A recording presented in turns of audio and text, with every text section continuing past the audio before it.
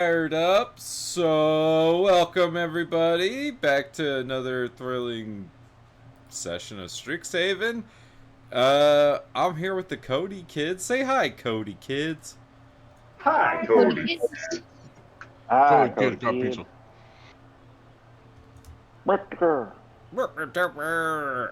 Last session, we got a jump start to junior year. You all received your invitations to the Magister's Ball. You all got your pins that allowed you access to the third floor, or was it the basement? I can't remember. Uh, you all found out that you were effectively moving out of Cody Hall against your will and being moved into the new upperclassmen housing of Captain Dapplewing's Manor. And after that, you all attended this soiree at the secret bar.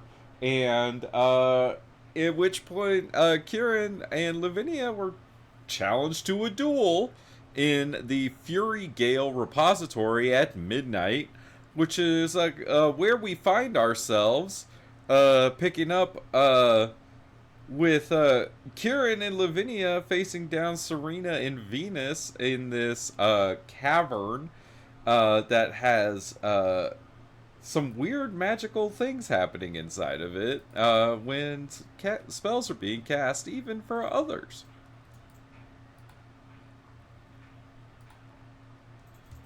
But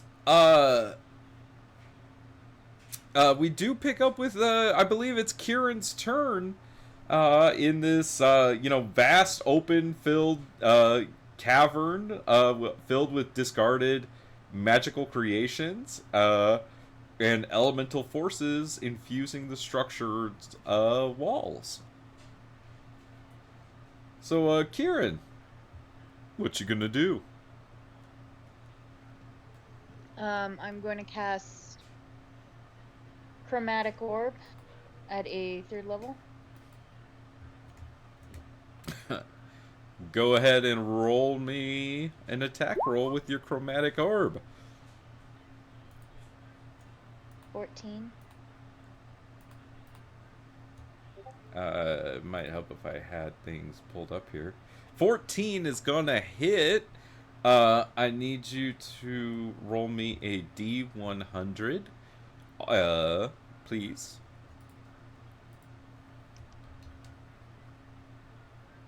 $30. I got a little ahead of myself. 30. One moment. Where are these sorcerer rules? Silly sorcerers. And their sorceress origins. And their wild magic surges. Kieran, you teleport up to 60 feet to an unoccupied space of your choice that you could see.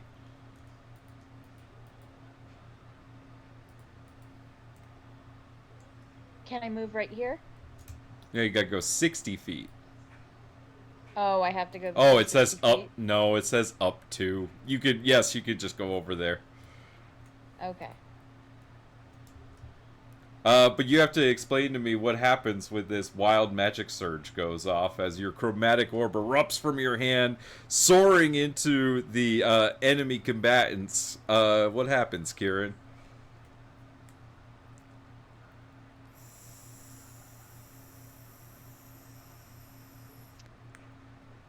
I was not prepared to explain that. I think from their point of view, a ton of smoke. And like when they blink, Kieran is right next to Lavinia. They blink again, she's out of eyesight and she's off to the right a bit. She's doing that huge she's doing a really cool maneuver, you know. So that's what happens. And I'm going to bardically inspire Lavinia for my bonus action. How do you inspire her?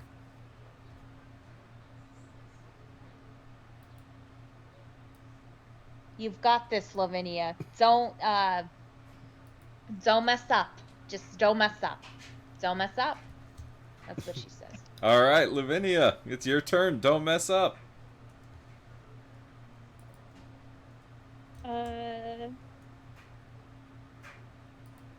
Okay.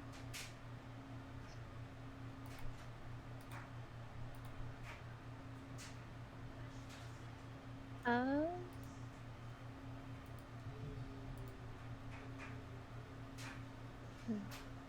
I think I'm just gonna cast Ray of Sickness again.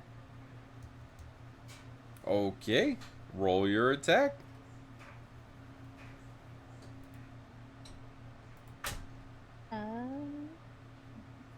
Give that a second. Does an 11 hit? It does not, but I do need you to roll me a d10. Oh. Oh, Bardic Inspiration. Do you have a? Is it a D6, Rachel?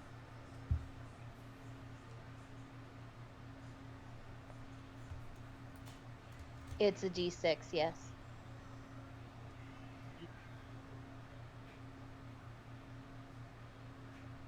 How about a 16? 16 absolutely hits. Roll some damage. And roll me a d10. Whew, sheesh. And I shot that at whoever looks like, whichever the two looks more bloody. They're both looking pretty, excuse me, rough, as I have given them shared HP for stupid reasons. Because I wasn't thinking. You guys are completely fucking them up. Meepo, during the action, you get a little text on your crystal. It's from Rutha, and it just says, "Where you at?" Respond like drop a pin effectively. She says, I'm near there. We'll be right over."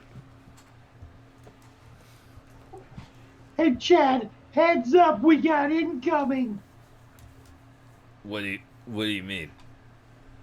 The babes are on their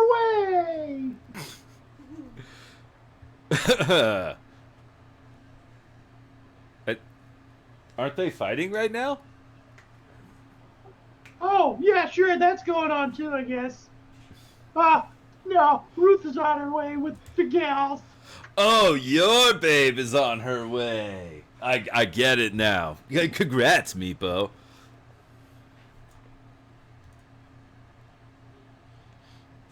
Yeah, so anyways, what's up with all this Kieran shenanigans business? Where's Margot anyways? She's over there. And he points across the cavern. And you see Margot, Mina, Shivadri, and Rubina all just kind of standing, watching the festivities. He says, "Hey, Meepo, does your head hurt?" I mean, the headband's a little tight, which is why I've been kind of trying to keep it off a little bit more and often lately. Why? It's not swelling up, is it? No, I got a bit of a headache. Anyway, don't mind me. I'm sorry. Meepo's gonna grab hold of a small little dangling charm about his necklace and hold up this golden skull and cast Detect Thoughts on Chad. What? What's on your mind, buddy? His surface thoughts are, my fucking head hurts. I want to go lay down. And give me a wisdom save, because I'm going to try and push deeper to find like how long he's had this headache for, like a little more specifics that I would rather not have to pull teeth to get from Chad himself. Well, he got a 15 minus 2 is 13. Spell save is 15. Chad definitely fails that. Deeper down, he seems to have been feeling this way since about the time you left the bar. Well, hey, buddy, you know, if you feel like you need to go lie down, I'm sure we can smooth things over with her.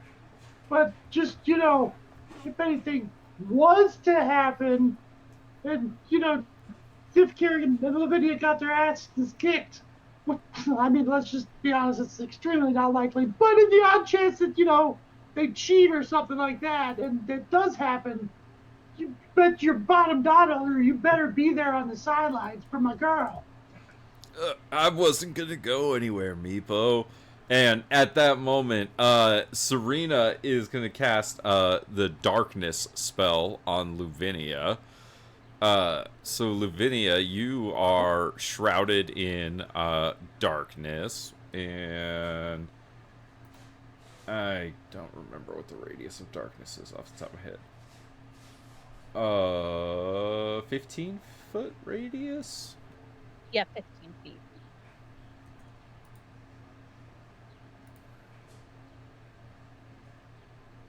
And it can't be. And only magical light can go through it, right? Yeah, it's something like that. Does that look about right? Looks about right to me. Cool.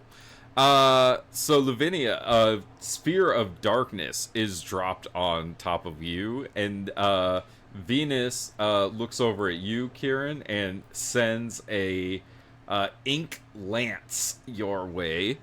And so this is going to be a 14 to hit you, Kieran. It hits. Okay. I'm gonna roll some damage.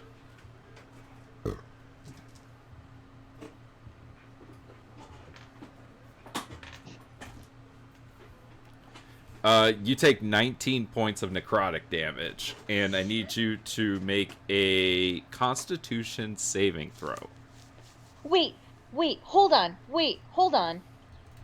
Huh? What was the what was the DC again? The hit thing? To hit was 14. Okay, my armor class is 13, and then I just remembered from Summer about You have the +2 to from my Summer. Shield of Faith. So it's 15. I have an AC of 15. Well, then that misses. Just barely. So as this, this inky, lance-like weapon is thrown your way, you, just being yourself, Kieran, did not dodge out of the way of this thing. It surely would have hit you.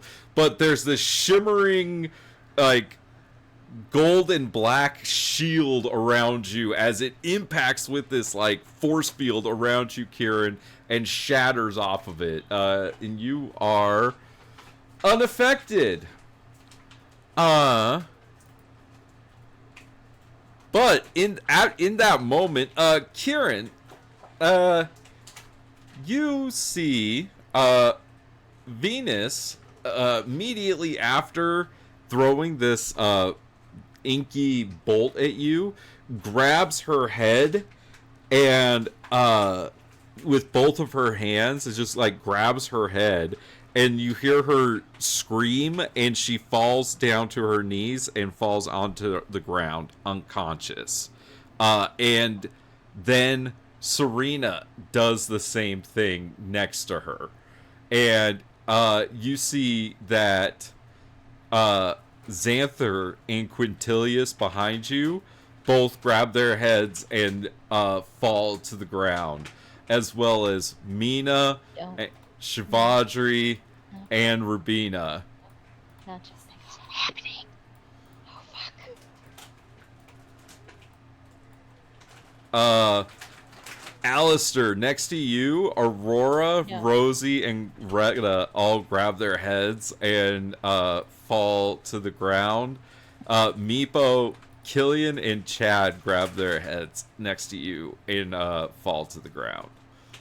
Aurora, Why would you do you're right. Bro down! And you all feel there's this kind of as the light in this place seems to fade. Did that show up? Oh, that's cool. Oh This can't be good. Lavinia, you have no fucking clue what's going on. You just hear the Well, screams. But I was gonna ask, because darkness is a concentration spell. Oh, Does right. it drop when she drops? It does, so you would have seen everything after that. It's a good point. And then the darkness comes again, but in a very different way. This is in a darkness that seems to envelop the room. And...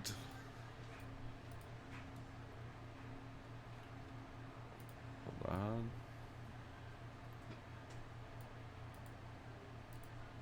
I made that too big. What the fuck is And that? there's a surge of this, like, magical energy as this specter, this wraith, appears before you all. And if you're not already rolled into initiative, I need you all to roll into initiative, please. Oh boy. Maybe we can just Oh, talk this shit. guy down. Oh boy. Yeah, maybe, I maybe think- he's friendly. Maybe he is. Maybe that's just how he likes to make his appearances. Oh fuck. That's how it's gonna be. Oh no. Sid, this is Oh. serious! Quit horsing around! I can't see anything. Is Margot an initiative? It's so dark. Because she is not on the ground unconscious. Does she have What? to be? Kill her! It's the squiggly shadow monster from the second floor, Lavinia. Oh my god! Oh my god! Oh my god! Everyone run away!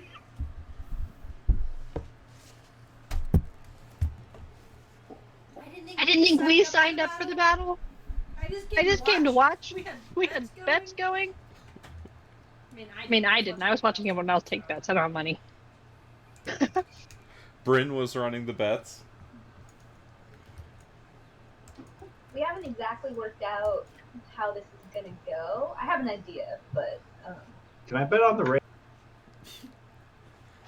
I'm pretty sure that this intervention means that Kieran and Lavinia won, so I expect to get my payout. I mean, Serena and Vinus are down. Venus. I mean, Kieran and Lavinia did about 100 points of damage between the two of them and have not been hit yet, so they definitely were on I their only way got to hit by winning. Kieran. For one point. I mean, yeah, Which- it's mostly like whether I have enough cash operationally every day to cover the bets, which I'm imagining I do. But You can that's take it part out of of the thing. the. You can take it out of your Chad fund. So wait, I'm robbing Peter to pay Paul. This is not the kind of business I want to run. It sounds like you're not so much running a business as just wildly taking bets and hoping you have money to pay them off. Well, it is exactly that because Nick and I haven't worked out the way we're going to work it out.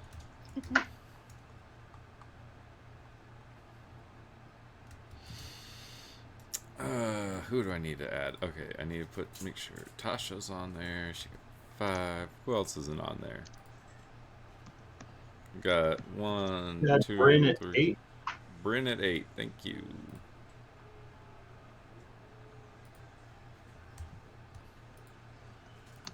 Alright, let's see. We got Tasha, we got Sim, we got Bryn, we got Alistair, we got Lavinia, we got Meepo, we got Kieran, we got Zilly. Is that everybody? Cool. Well, hey. Margot reacts to what's going on and immediately bends down to try to shake her friends awake. And none of them are waking up, and so she stands up and looks at this thing, and she kind of snarls at it, and she is going to cast Bane on whatever this is. I'm going to make a charisma save. That's not a normal one you make. 8 is not gonna do it. Is this a charm effect? No. Alright. So. Margot has to be within 30 feet. She is. Alright. So Margot stands up and with this air of authority casts this Bane spell on this creature. And she looks over at you, Kieran, stepping around her friends and just kind of gives you that kind of look like she's on your side. And with that, Zilly, this menacing, spiritual energy, negative energy thing is in front of you. What would you like to do? I don't have like anything that attacks people. Huh.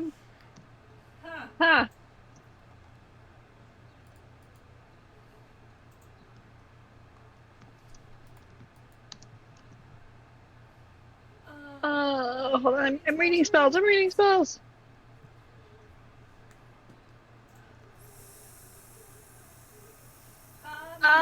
I don't think we should be here. This does not look like a place where. I don't think this is part of the duel. I'm going to try. Oh God, I have nothing for this. I was so unprepared. I am going to once again look at. Well, this time I'm going to look at Kieran, and I know Kieran really well. Kieran, you need. I'm gonna give you enhanced ability. It's not really gonna help. We're not doing checks. We're in battle. Oh. Damn it, guys! I got nothing. Okay, I'm gonna cast Wind Wall. I'm gonna cast Wind Wall, and I'm gonna put it here. Here-ish. Hold on. Here-ish. Going that way.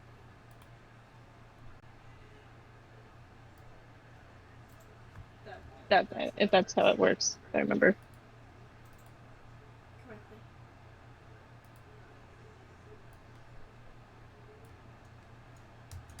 I don't know. Pull up the spell wind wall. How does it work? You tell me. Cast it. I thought I did, and it didn't pop up.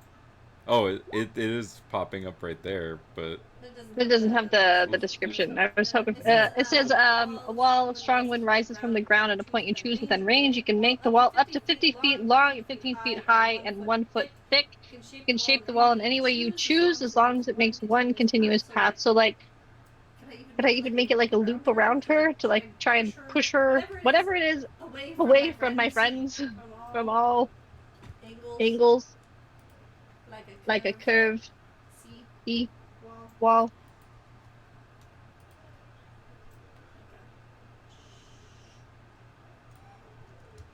like out of that. Maybe even like a little bit, just kind of try to help Margot. I see that her friends are down, but like, let's just push this thing away from us. Like that? Sure. That's fine. We'll accept it. Yes, we'll take it. Yeah, that's what I'm gonna do. Push them away. Push them away. They're windy. They shut up with the wind. Alright. It's a strength saving throw. DC 15. Okay. Oh, it got a 3. So it takes 12 bludgeoning damage, and it's pushed it. Hold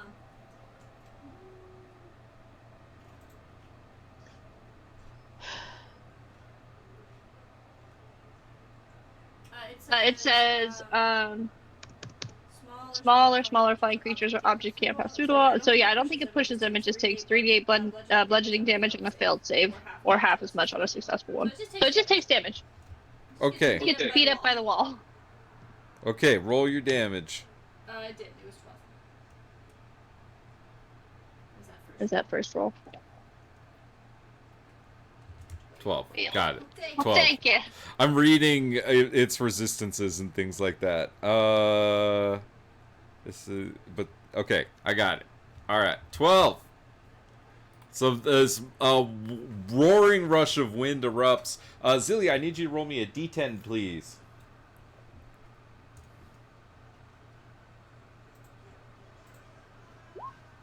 4. Okay, nothing happens. Anything else you'd like to do on your turn? Would you like to move or use a bonus action? I don't No Xanther and Quintilius very well, do I? No. No. I'm gonna stand here. This is a good spot. I'm happy here. All right, Kieran. This wraith erupts before you. A wind wall emerges between the two of you. Margot seems to be on your team. Cats and dogs living together. Mass hysteria. What would you like to do? Panic is my original plan. But seeing as though that's not really going to help,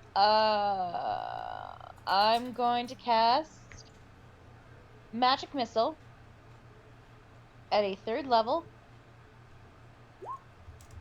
I just realized I didn't put my goddamn monster on the initiative. How many I don't need a turn.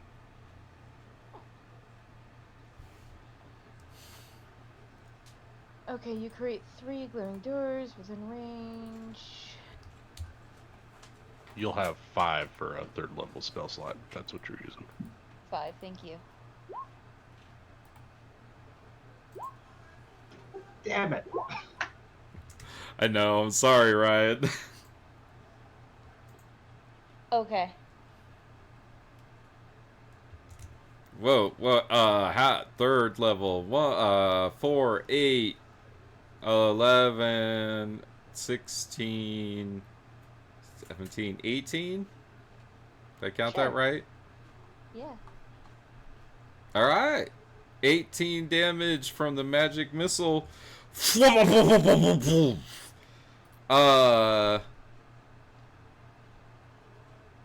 Kieran, I need you to roll me a D100. Yay. 34.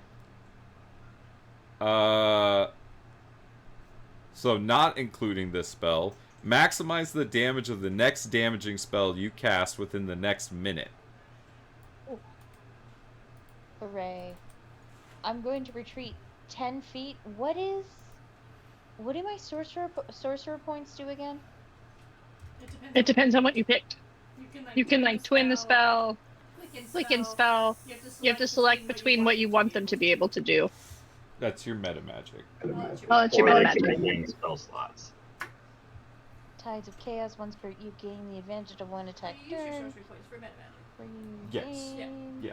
2 sorcery points, you gain finish. But you I use don't know sorcery if she points to has the gain an meta additional magic spell yet. I slots or think she sacrifice. just got sorcery points. Okay.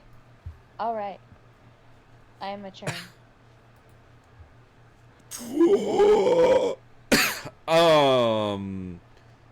This wraith is going to incorporeally move through the wall. Is it by chance a small flying creature? No. But I thought. That'd be better. But wraiths aren't fire. They can't go through walls. It's a wind wall. It also can move through other creatures and objects as if, they were difficult terrain. Oh no, it's got plenty of flight to move there. Okay. And then, Kieran, it's gonna reach out and much like a Dementor, he's gonna drain your life. Cool. Does a 25 hit you? You know, Nick, I'm gonna have to check because this is going to do a lot of math. Okay, 13 is definitely lower than 25, so yeah, that hits, but just barely. So you're gonna take 18 necrotic damage. I really don't like how you. And I need you to roll a Constitution saving throw. What? I would like to save a bitch if I can. Can I use my reaction for my channel divinity to save Kieran? Yeah. I use my channel divinity and swap places with Kieran. Do you have to be a certain distance from them? Is it within 60 feet? Oh, then yeah, absolutely you can do that. Is that the you take like half the damage or whatever? I become the target of the. I take half the damage. So do we swap places? you swap places. Kieran, instead of the full 18, you take 9, and then Sin's gonna take 9, right, Lucas? No, I take all of the damage, but I half it. Oh, but you half it, so you're going to take 9. Yeah, so necrotic. she takes none, and I'll take the 9 damage. Nice. Okay. Then Sin, I need you to make me a DC 15 Constitution saving throw. Constitution, not too bad. 22. Then your hit point maximum is not reduced equal to the amount of damage that you took. That's watch out, guys. They're gonna suck your soul. And then it's going to oh,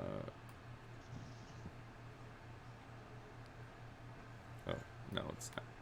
It's just gonna move a little bit that way because I gotta make sure it doesn't end it with its token on top of Xanther. Okay. That's the end of its turn. Meepo! Meepo is going to whip the broom off of his back that he's got mounted up like a great sword, climb onto that, and just leap up into the air about 20 feet as he starts flying over towards Sin, saying, Hey, Sin, you might want to be careful with this guy. He seems like he's a bit of a big problem, but maybe if we can just, compartmentalize this big issue and this, smaller, more achievable tasks. And I'd like to cast Bardic Inspiration on Sin while also casting Reduce on this Wraith. If I can get a con save. To try and shrink this guy down. What's your Bardic, an 8 or a 6? Let me double check. I think it just You got a 13 on its con save. He is a fourth of his size and will have disadvantage on strength checks and saves, so long as I maintain concentration. So he's this big? Or he's this big? That big. That big because he's a fourth of it?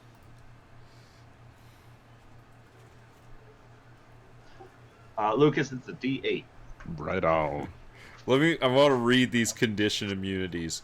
Charmed, exhaustion, grappled, paralyzed, petrified, poisoned, prone, restrained. None of those things have happened to it. Nope.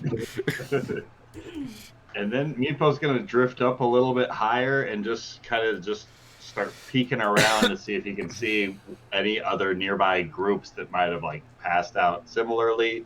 Looking to see if he can see Rutha nearby. You do not see her yet. All right, that's his turn. Luvinia. Okay. Can I make an Arcana check to see if she knows if them passing out is an effect from the wraith? Yes, you can make an Arcana check. Go ahead. I don't have high hopes for it. I'm gonna be real. You're so smart, though. 17. It could be. Could be. I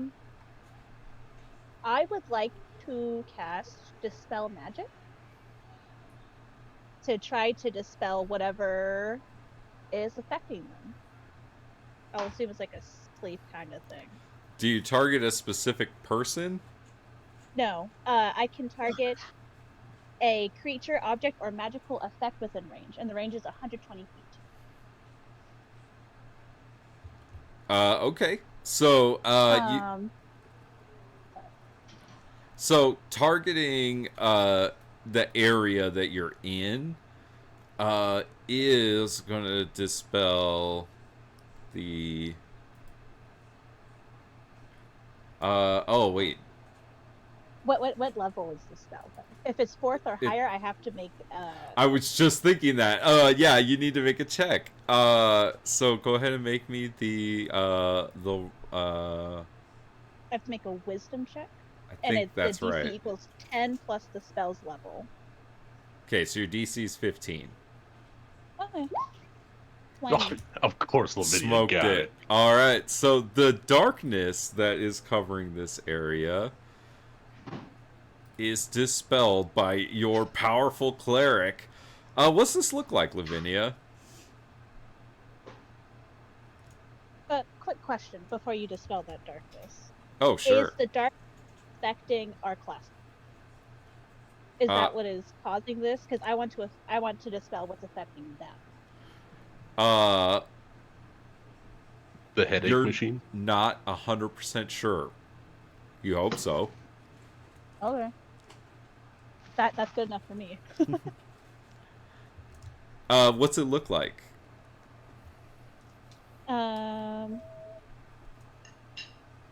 It's like this kind of dim light just kind of erupts from her in like a circle, and as it goes across the cavern, it just clears like all the darkness out. So this guy is reduced to a quarter of his size by Meepo. This darkness is dispelled by Luvinia. Would you like to move at all, Luvinia? Yeah, I want to move to here. And bonus action. That's it. I don't have any bonus actions, guys. All right, Alistair. Okay, I would like to do some sort of check. Like, I'm assuming we didn't all hear whatever Lavinia learned. Nope, she didn't say anything. Okay, then I would like to try to see what this thing is, because being more necromantically inclined, I'm very curious whether he's going to be immune to a lot of my stuff.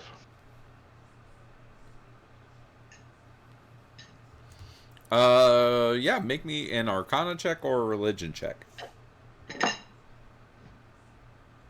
about a 26 on an Arcana check? Ooh, baby. This appears to be what is called a Dread Wraith. It's a menacing spiritual remains of a wicked, powerful spellcaster or other kind of ambitious person. And it is a large undead that if it drains your life, will create a specter out of you. And it also has a draining presence, so even just being near it drains your life essence. Would I suspect that being like a wraith is going to be immune or resistant to necromantic damage? It is necrotic. Immune to necrotic and poison. Okay. All right. In that case, I really wish I'd prepared magic missile. Okay. So Alistair is going to step up in front of Aurora and Rosie and Greta. And he is going, well, he can't really ready an action, can he? Or he can't ready a spell. You can use your reaction to hold a readied spell. Okay. If the creature comes within range of a Frost Fingers, so 15 feet, I will attack in such a way that does not hit any of my allies if possible. Okay. What's that range? 30 feet? 15 feet. Oh, It's okay. a cone, right? Yeah. So hopefully nobody's like standing in front of me, or I can angle it away or something. All right. Bryn.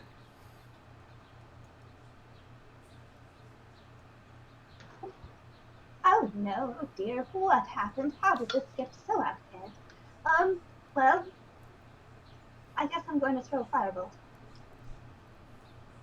And she's going to, like, summon the memories of her parents and work a small ball of fire, bigger and bigger under her hands, and throw it at the beast.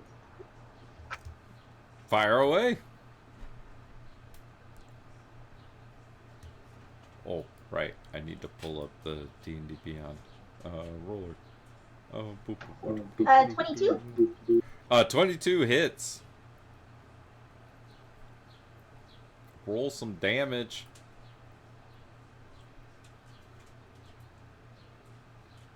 Nine damage. And this thing is resistant to fire damage. Alistair can tell you. So it's going to take 4 fire damage. And is there anything else you'd like to do? Would you like to move or use a bonus action?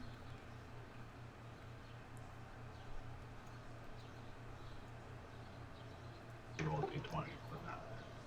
Oh, okay. I'm good. Okie dokie. Sin, Hey, it's your turn. okay. Sin pulls off their scarf from their neck, and as they do, it starts to glow in a golden color as she casts magic weapon. So now her whip, her scarf, is a magical weapon. Good call. Yep. I got big biceps, but not a big whip. Anyway, so I'm gonna make 2 attacks from range with the whip. Whip it good. Yep. That's how this night's gonna go, guys. Second attack. That's So that'll be a better. 17. That hits. All right. I'm gonna smite. Is this creature undead?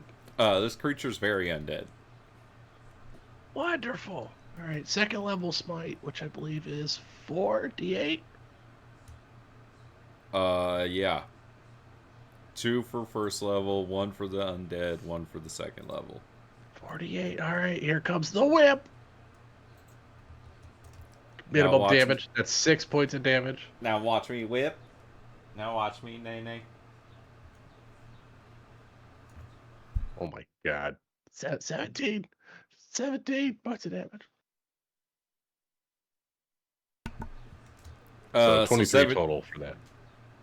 23 total. Hey, I mean that's still 23 radiant damage. Is Wow, pretty good. One swing. I got this, guys.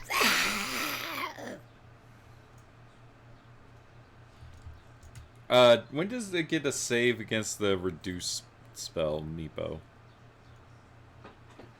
I will double check that.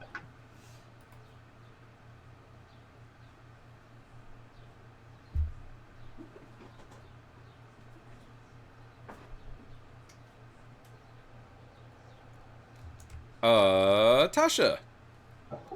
Just until the spell ends, I don't think there's a reroll for it.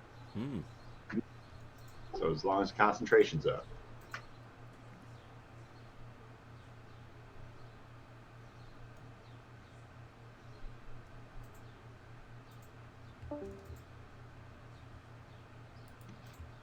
We lost Tasha. She's back. Tasha? I'm on. Hello? Yeah. Can you hear me now? Yeah, it's your turn. My Discord is being weird. I'm going to use my action to summon my Eldritch Cannon as my left arm starts glowing a blue as the metal transform my hand into a gun. And I'm going to run over next to Lavinia and use my bonus action to shoot it. I don't know if this hold is on a a second. magical. Really quick. attack. Because you started your turn within 10 feet of this creature, I need you to make me a Constitution saving throw.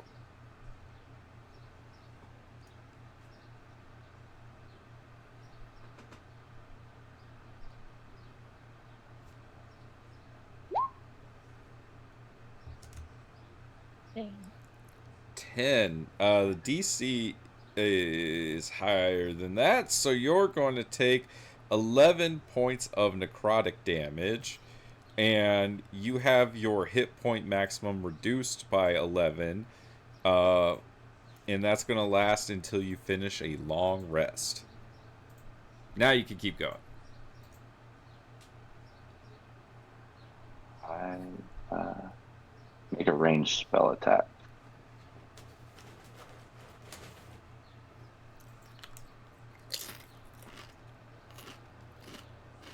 Trying to find the button to do that.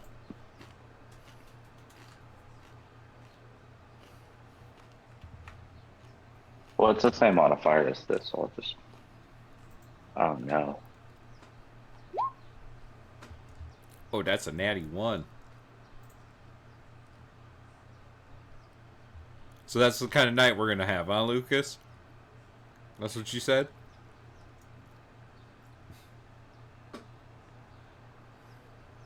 That's my turn.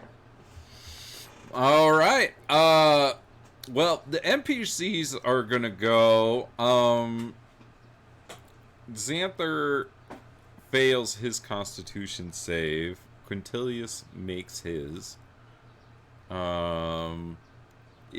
Does your wind wall hit Serena and Venus? Yeah, it would have. I wouldn't intend for that, but like looking at where it's drawn, yeah, no, technically would have. So, my bad, guys. How much damage did it do? 12. Okay, they still had more than that. Not much more. Margot is gonna go. She's gonna stride across the battlefield here, and she's gonna send an ink lance towards this thing. She is going to roll a natural 1 as her lance made entirely of necrotic energy just completely soars through this thing as she looks look of upset kind of contempt crosses her face. Yep, that's gonna be her turn. She just swears. Zilly, it's your turn.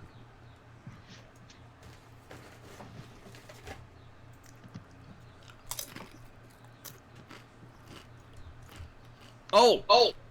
I've been forgetting something. Sin, I need you to roll me a D10. Meepo, I need you to just roll a D100. D100? Mm-hmm. I have to roll a D10, right? For the 73? And yeah, D10 for the Dispel Magic. Okay, you're good. Meepo! A random creature within 60 feet of you becomes poisoned for 1d4 hours. Let's see. How am I gonna choose this? 1, 2, 3, 4, 5, 6, 7, 8, 9, 10, 11, 12, 13, 14, 15, 16, 17, 18, 19, 20, 21. There are 22 creatures next to you. So, Meepo...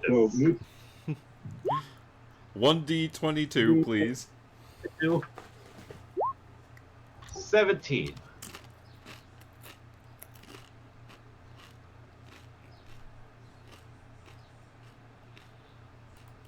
Mina Lee is poisoned.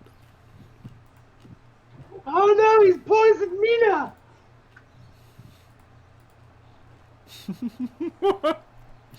Zilly, it's your turn. Okay, I'm gonna get rid of the wind wall since that did not much. Then I want to try something because you know I'm gonna give it a go. I want to shapeshift into a snake. Yakumi. I feel like I would have seen that at school. Into like a big snake? A large, yeah, snake.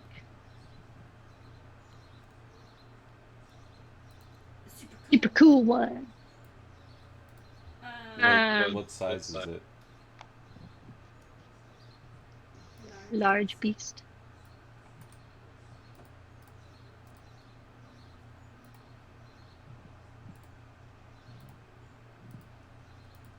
Can you control that token? If I could click, yes. Okay. I'm a snake. So one of the reasons why I picked this one is because they can leap. And so they can spring. You can spring up to 30 feet in a straight line and make a bite attack against a target within its reach. This attack has advantage if it springs at least 10 feet. If the attack hits, the bite deals an extra 2d6. So I want to spring at the thing. If I need to like take a step back to do so, I'm gonna turn it up this way, so I'm facing. There.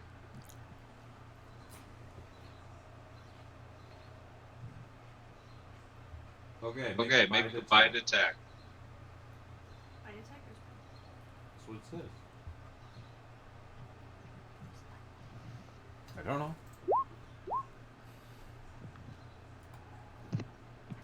That's piercing. 11. 11 does not hit the Dread Wraith. As you fly at it, you just fly through it. Cool. Wait, you have advantage on the attack, Amanda.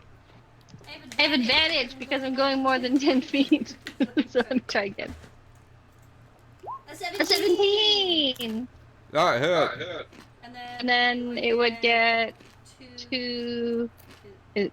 Okay, wait. So it gets the 2d6 plus 2 and then an additional 2d6. So it'd be the damage is all that? piercing. Okay. So it gets the 9, and then I get an additional 2d6, which is 8. So 17. Wow.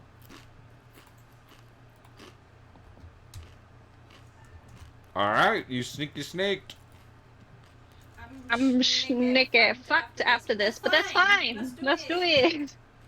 Oh, Zilly, you started your turn within 10 feet of this creature. I need you to make me a Constitution saving throw. 21. You're good. Kyrian, it's your turn. Just one sec.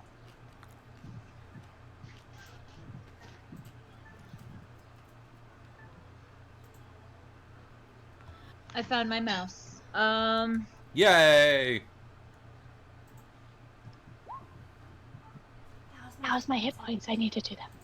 I know what I want to do. Just gotta read the spell one more time.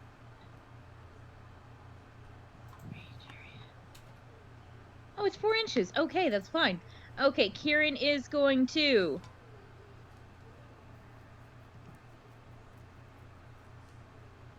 step in front of Chad, so that way he's protected just in case. And she's going to cast a Chromatic Orb at a 2nd level, because all my 3rd levels are gone. Alright, let's hope this hits.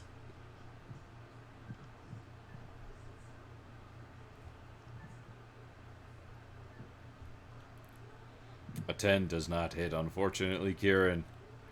Okay, wait. I completely forgot how to do everything about being a sorcerer. Is it possible to use one of my, Tides of Chaos? Heck yes, it is. Oh, in that case, roll again. And roll a D100. I love Tides of Chaos. Okay, one more time.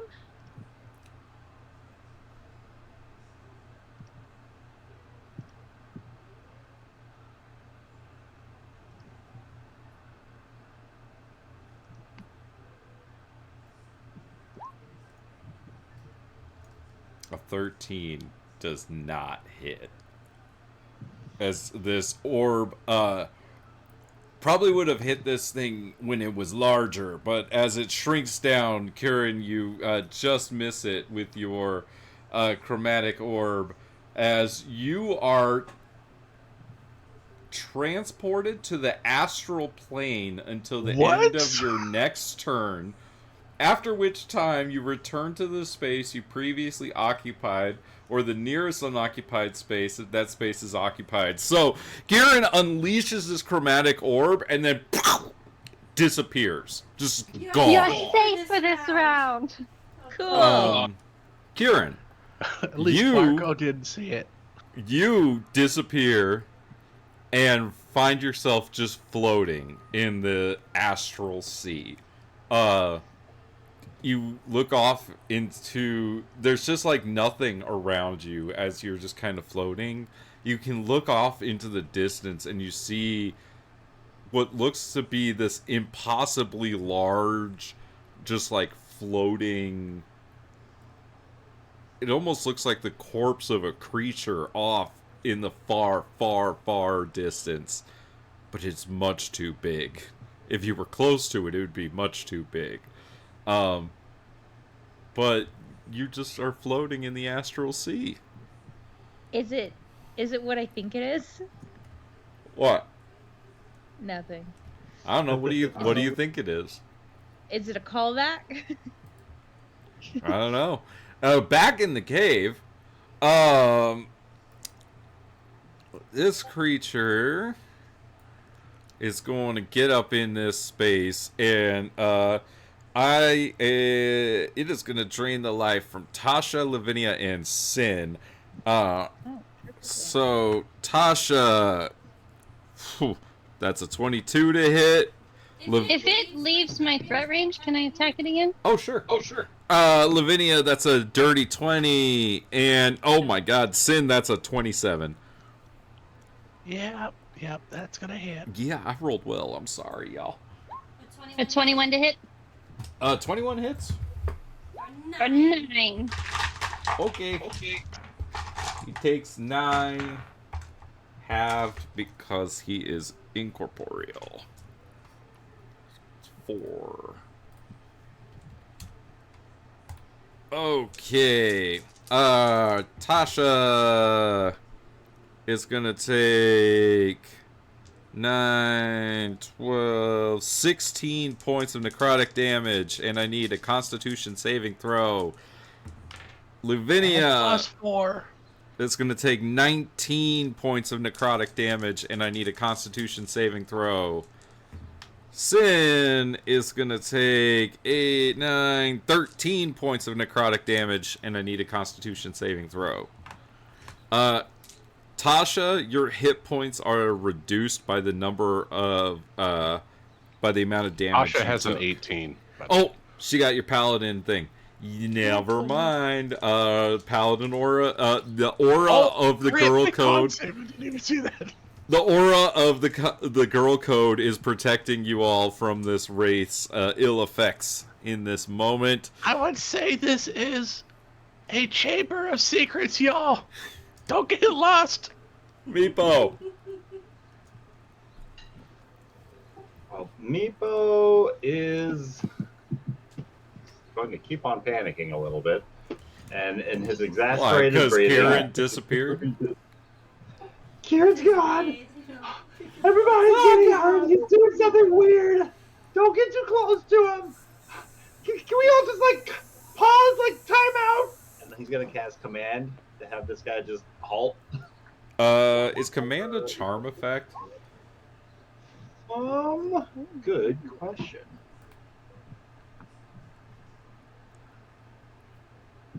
I would say yes. I would Enchantment? too. He is immune to being charmed. All right, then that's going to go off without nothing. Oh, And so no, he's gonna use- Meepo, that is a leveled spell. It's not nothing. I need you to roll me a D100, Mr. Sorcerer. Oh, thank goodness it's only the unlearned. You cast Fog Cloud centered on yourself. Let's go! And somewhere inside of that little floating storm cloud, you hear Meepo's voice just screaming out, I can't see what's going on anymore, but who's that dude? Zilly? Kick his ass! bardically inspire Zilly. Give her a D8. I'll take it. Is that about right for the fog cloud? I think so. Well, you could just have Meepo put on an aura on his character sheet and it'll calculate it automatically. Nah, it's fine. All right, Meepo. As the clouds erupt around you, and you bardically inspire Zilly. Yeah. All right. And would you like to move? I will float a little bit. Since that wind's gone, up towards Serena and Venice. All right. Lavinia. Yeah, I need to start off by making 2 con saves because I forgot about my concentration. All right. I believe you maintain concentration. And then because I'm within 10 feet. Yep, right? you got it. Oh, that's not good. Nope. You take 11 points of necrotic damage, and your Wait. hit point max is reduced by 11. Oh. The DC Does is a 12 15. make any difference? No, the DC is 15. Ah, well, shit. And my max is reduced to 37. by 11. Yeah, by 11. Yep, you got it. You take 11, and it's reduced by 11. And it's your turn. You are standing in a heavily obscured area as well. Luckily, the creature is right in front of you. 1 second. Let me fix all my stuff. Oh, Alistair. Kieran disappeared, and then a fog cloud erupted around Meepo. That doesn't sound great. Oh, you think that somebody might be trying to kill you in both games using fog cloud.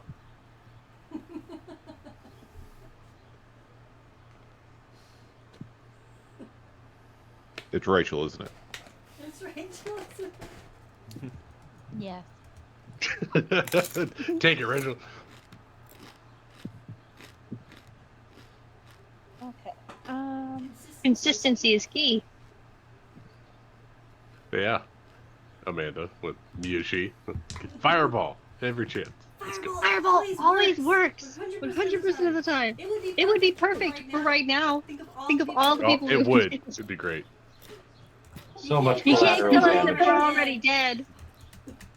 You I love it that it advised half the party to build characters around your bullshit so we wouldn't die. It's true. Which literally helped us against the big bad, It who did. was fire. We just look It back to went Miyushi. New cub! You were the big bad. You- Yeah, but like, Yeah, but like only kinda. Twinsies. Lavinia, what is you gonna do? I am going to. Sorry, I'm choosing between 2 spells. They effectively do the same thing, but one of them I have to hit it. I'm going to cast Wither and Bloom. It's immune to necrotic damage Oh if it shit, does that's that. right. You Man, do okay. remember Alistair saying that. Oh, just like shifty poo over Xanther, your old boy toy, and just go to town on this guy if you can. On Xanther? If you need the melee attack. Oh, for advantage. No, I was more going for healing. Oh, you're going for healing. Okay. Yeah. Okay, well you could center Okay. the evil on Xanther and Quintilius and just heal the two of you two. I think it's funny if the wind wall was still there, the fog cloud would be gone. Right? Okay, so I'm going to cast. Do I have to see him? Damn it. I have to see him for that. Yes. I have to see him for like all my spells. Fog cloud's heavily obscured, right? Heavily obscured, I believe. Yeah, that's no sight. Everything disadvantage. Ah! Poison, that doesn't do anything.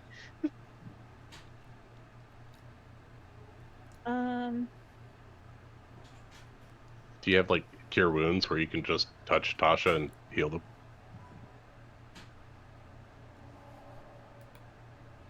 I'm looking. I mean, or is it that 10-minute spell that you try to use Okay. on my leg? I know. I would like to cast Aid. That's a good spell. I get to choose up to 3 creatures within range, so within 30 feet of me. Do you so have that's to be able to perfect. see them? Nope, just within range. Battle cry. Ooh. So I'm gonna choose Sin, Tasha, Meepo. And they're... Let me cast it real quick so you can see it. It gives what, an extra 5 HP on the top? With some temp HP, right? Is it? Or is it permanent? Yeah. I thought it was a permanent boost for the... Or not yeah, a each permanent target's hit point maximum and current hit points increased by 5 boost. for the duration, so 8 hours. You get +5 to your hit point max and your current hit point. That puts me at 57. Oh. And as... Nope. That's it.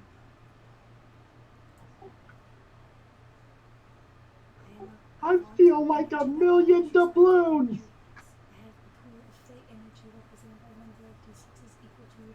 Well, that's different. That's an ability. By the way, Nick, I maintain concentration on magic weapon. Okay. So 5 points of healing, effectively, to Tasha, Sin, and Meepo? Yeah, there wasn't really anyone else near me that needed healing. Would you like to move or do anything else? No thanks. I'll stay here and just get attacked anyways. You don't want an attack of opportunity? That's okay. Okay, Alistair, it's your turn. Okay. Having seen the fog cloud show up and not being able to see the bad guy anymore, having seen all this craziness happening, he kneels down, puts his hand on the ground, and starts muttering under his breath. Says, "Sid, rise up. Find him." And a putrid, rotting wolf crawls out of the ground. And Alistair casts Summon Undead. Alistair's weird, man. That's just weird.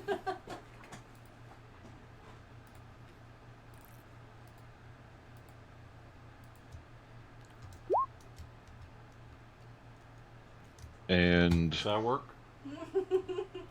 Oh, so cute. Works for me. Can you control the token?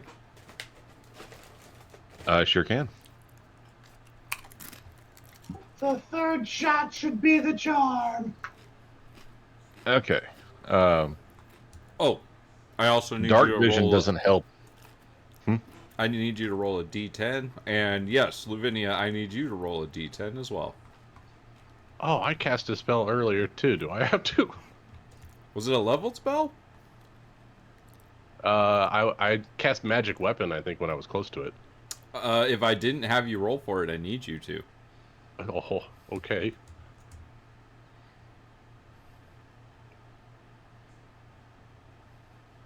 Yeah, well, I rolled an 8. Yep, you're fine. I just need to know if you roll a 1.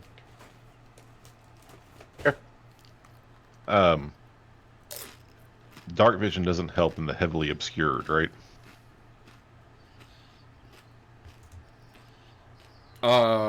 No, it does not. Okay. Well, in that case, I'm just going to send my wolf in the direction of where I last saw this thing.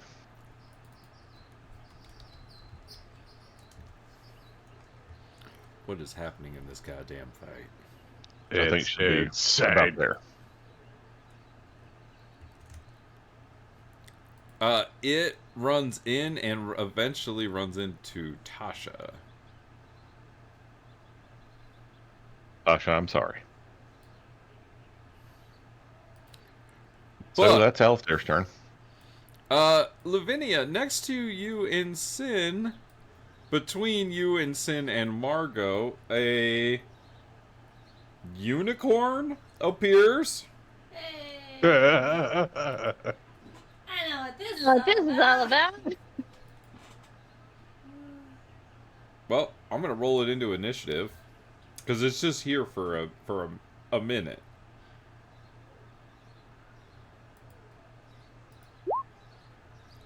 It's at 13. So, you know what? I'm gonna have it just go right away since Alistair just went. It looks at you, Lavinia and Sin, and sees you're hurt. Lavinia, you're more hurt. It's gonna touch you with its horn, and it's gonna heal you for 2d8.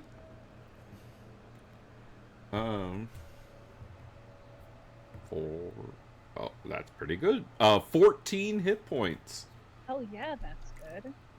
And the funny thing is, Lavinia doesn't even see this thing. And it removes all diseases and neutralizes all poisons afflicting the target. I'm gonna say it's gonna do away with the hit point reduction that you have sustained. I get my full hit point. I'm gonna say you get them back. It's a unicorn. It's like That saves me from having to spend Suddenly- money on hands. Something in We the got a song raid. touches We got a the unicorn. fucking wild. Okay, that's gonna I'm be just so it. special. I'm That's gonna be sorry. its action. Bryn, it's your turn. Welcome to the chaos. Okay, so I can't go around those curlicue guys, right? I have to, or I can't go through them. I have to go like Yeah, those are through walls. the other side. Those are walls. Okay, just checking.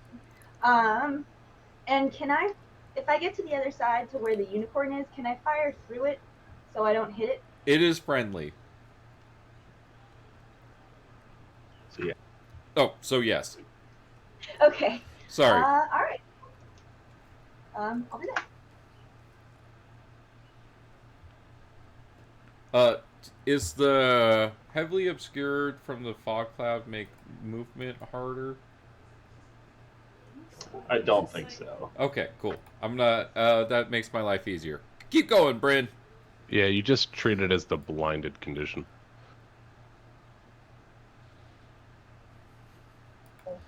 You That was their pop movement up. bonus action. You pop up behind a unicorn next to Margot Lou. What would you like to do? Me too. I'm just going to, excuse me, if you could just step down for a moment. I'm going to fire this here firebolt really quickly. I'm going to use my luck to re-roll. That doesn't count. That didn't happen. Okay. Luck point. Reroll. 23 definitely hits. Mm-hmm. Yeah, it does. That was almost a terrible accident. I don't miss.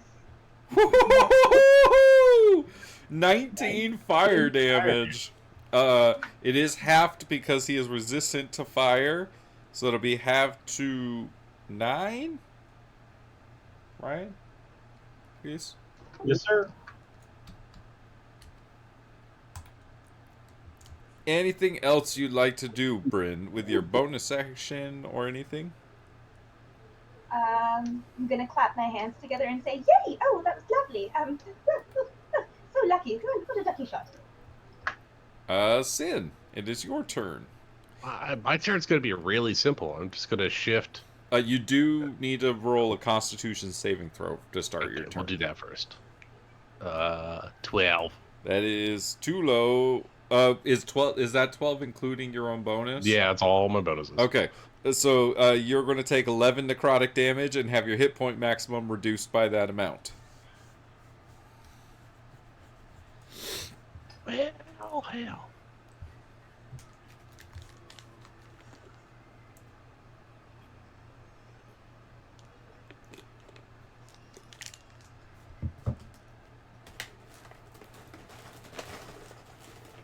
Alright, there we go. Wonderful. Hit points went up, hit points went down. Alright. Ooh. I want a kind of want to shift a little bit, but I don't want people to lose my bonus. So I'm just gonna stay where I'm at and throw 2 scarfs at them. All right. Are they ranged attacks?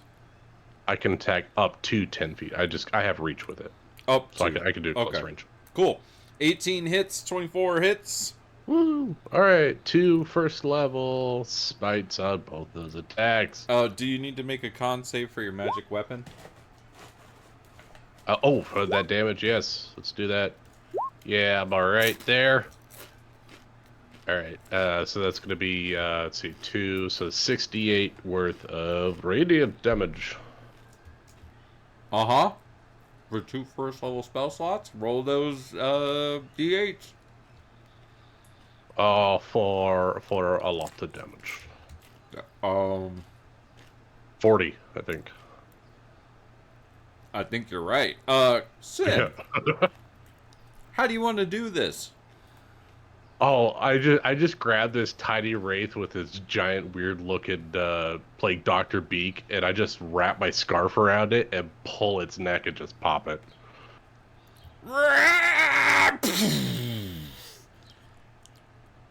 The wraith disappears. Everyone doesn't wake up though. Shit. People who know medicine, let's start looking around, folks. Come on. Kieran, you do reappear back in your space on your turn. Into a fog cloud? Into a fog cloud. But we are out of initiative. All right, smart ones. Let's figure out. Let's see if this arcane, if this is poison. If you guys can figure it out, I can cure a lot of people. Meepo's going to like pull the headband off from his back and like pull the cap that he's got on his head off. His ears droop down and the headband goes on and the ears perk back up and his whole posture just kind of straightens up on the broom. And Meepo wants to roll, I don't know if it would be a religion or an arcana check to find out a what Rambo he does in situation, ways. or like a Karate Kid situation, like you're tying the headband on, and all of a sudden it's like, yeah. You can roll me an arcana check.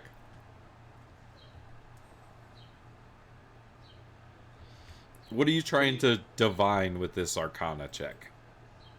Like, what would have summoned a wraith here now? Like, if that would require some sort of a ritual, like, would there be bones buried here in this space? If it was targeting us, would it have some sort of article, like, from us to know to target us? I don't know.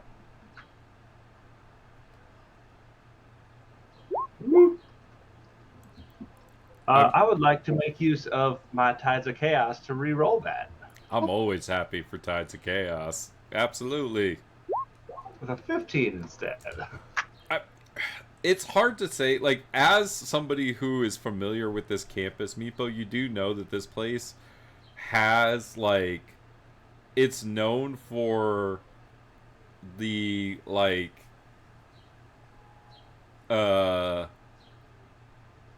it's known for the wild magic forces that happen here. Like, everybody knows, like, a lot of the Prismari students know that, like, spells that are cast in this area tend to have wild magic-like effects. And so, it's very possible that this creature could have been summoned by some sort of that kind of an effect. Because it didn't seem to be discriminating against who it was targeting. All right. So, would I think that's related to why everybody passed out? I cannot tell you. Oh. On that same bar, I'm gonna slither over to Aurora because I think of all the people, she's the one I'd be more familiar with of the ones who've passed out. And I'm gonna shapeshift back into Zilly, and then I want to cast Lesser Restoration on her. And see if that does anything. Zilly and not a snack. I need you to roll a d10. And do not believe that does anything. No. It would be you, Amanda! No. I need you to roll me a d100! 96. You and all creatures within 30 feet of you gain vulnerability to piercing damage for the next minute. No one gets stabbed. No one gets stabbed. Look how fast I can run with these scissors. You know what? I'm gonna change it because 94 is your size increases by 1 size category for the next minute, and that's a great throwback. Watch your skirt. So let's see. So you have to change back into Zilly, and then Zilly grows into a large size furbolg that's about 14 feet tall, as she casts this lesser restoration spell on Aurora. Zilly, you get the feeling like when you cast this spell, you realize that it doesn't work, and you realize because this is a curse. This is not a blinded, deaf, and paralyzed poison kind of a natural lesser restoration thing. She's gonna look over to Alistair and just kind of shake her head like it's worse than what we thought. You're looking down at him. Looking down. Yeah, Alistair's like looking up at you in just confusion. It's like, Zilly, what are you doing? I was trying to help, but it's worse than what I can do. I think it's a curse. I think they're. But why did you make yourself big? Like, you're quite big, actually. Like, gigantic. He's gonna look down. Well, that's new. You know, the whole switching into to creatures thing. Sometimes when you get out of it, it's really it's not a perfect. There's some. I mean, the mushrooms I ate earlier. I'm not really sure what happened. This is. All right. Huh. But what's worse than you thought? She's gonna point down to Aurora. Can't help her. I think they're cursed. I think it's not something. And she's gonna like make her hand open and like some blooms of like flowers and stuff are gonna come out, and she's like, I can't fix it with my what I know. And Alistair is going to try to assess the situation any way he can. Would that be like a medicine check or a nature check or? I am muted. Make me an investigation check, please. You are unsure what to do. You know that they're unconscious. They seem to be breathing. Do you have a detect magic spell? I do. No, I don't. I do. I can help you. I have one too.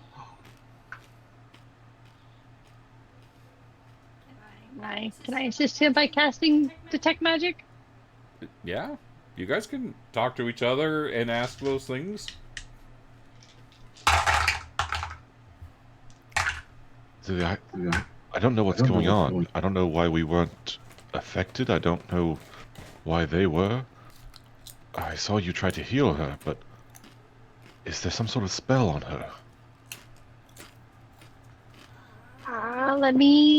Let's see what else we can dig up.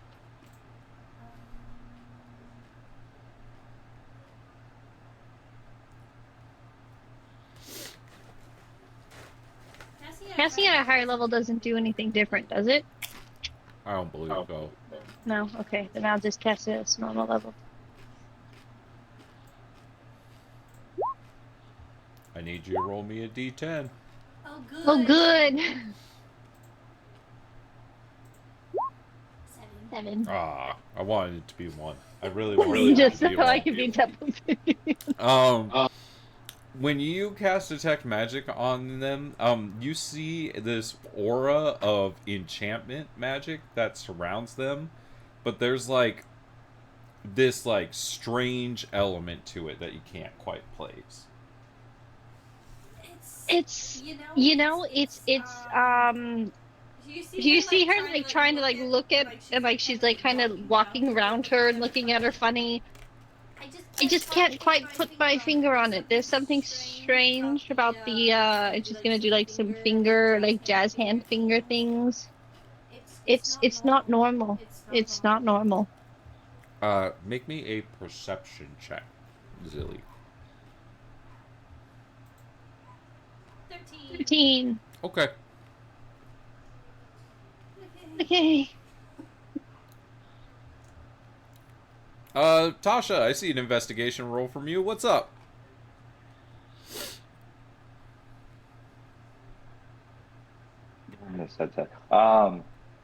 Trying to figure out why they passed out and we didn't. Who are you investigating? Honestly, I'm just trying to do the math, trying to figure out why us and Margot.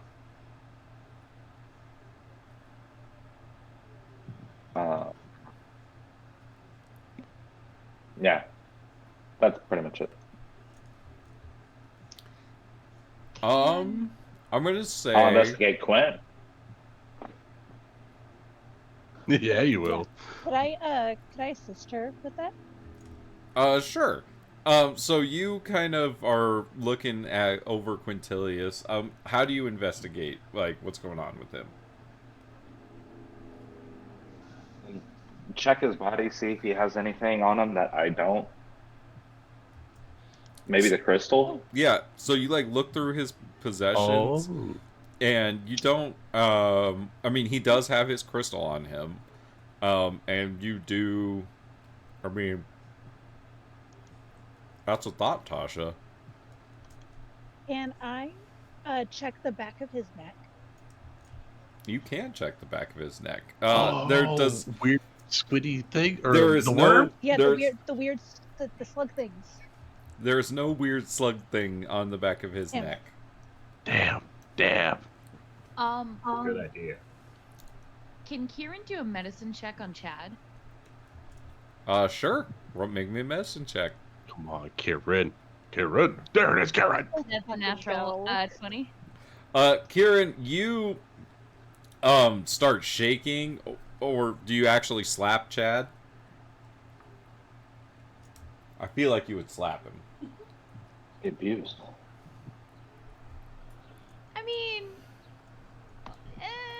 last resort when the shaking didn't work. Yeah, like you start shaking him and he doesn't wake up, and you like give him a good smack, and Chad's like wakes up. He's like, ugh, oh my god, oh Kieran, my head hurts. Oh my god, oh my head hurts so bad. What's going on? Oh. I just had the worst nightmare. Oh. You broke up with me and then turned into like a demon and then were like torturing me. It was awful. Oh, you was nightmares me breaking up with you? And he like throws up on the ground. Okay, well, okay. Can Kieran do a healing word on Killian? Maybe try to rouse him? You do the healing word, and you see that does not rouse him. She'll smack him. Give him a good smack, and Killian also wakes up. Kieran has a magic touch. Looking at you, Kieran, and he's like, what the fuck happened? Is everyone okay? How should I? How should Kieran, I quick, know? slap Rosie!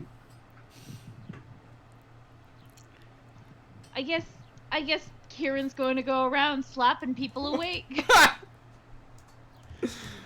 Whack! Whack! whack! Kieran starts slapping people awake.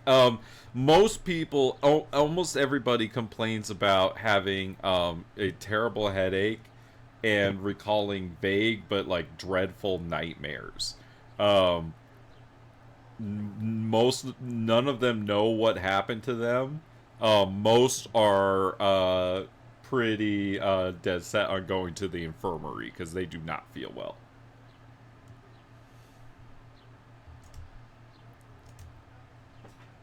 After they're awake, can I cast detect magic again and see if that weird thing is still there?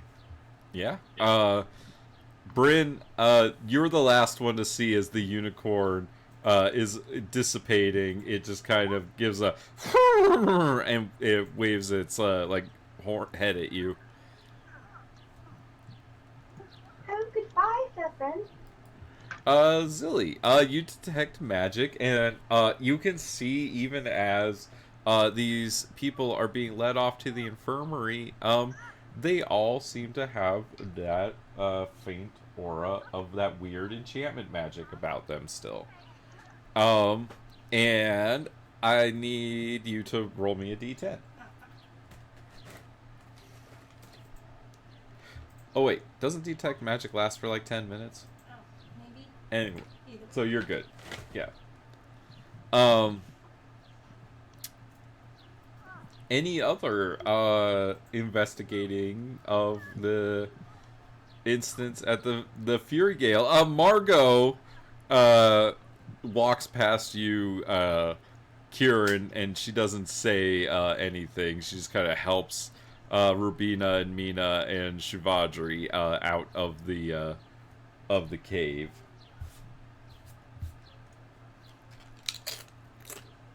Kieran ignores her back. Meepo! As those people are leaving, Rutha and her friend Diana show up.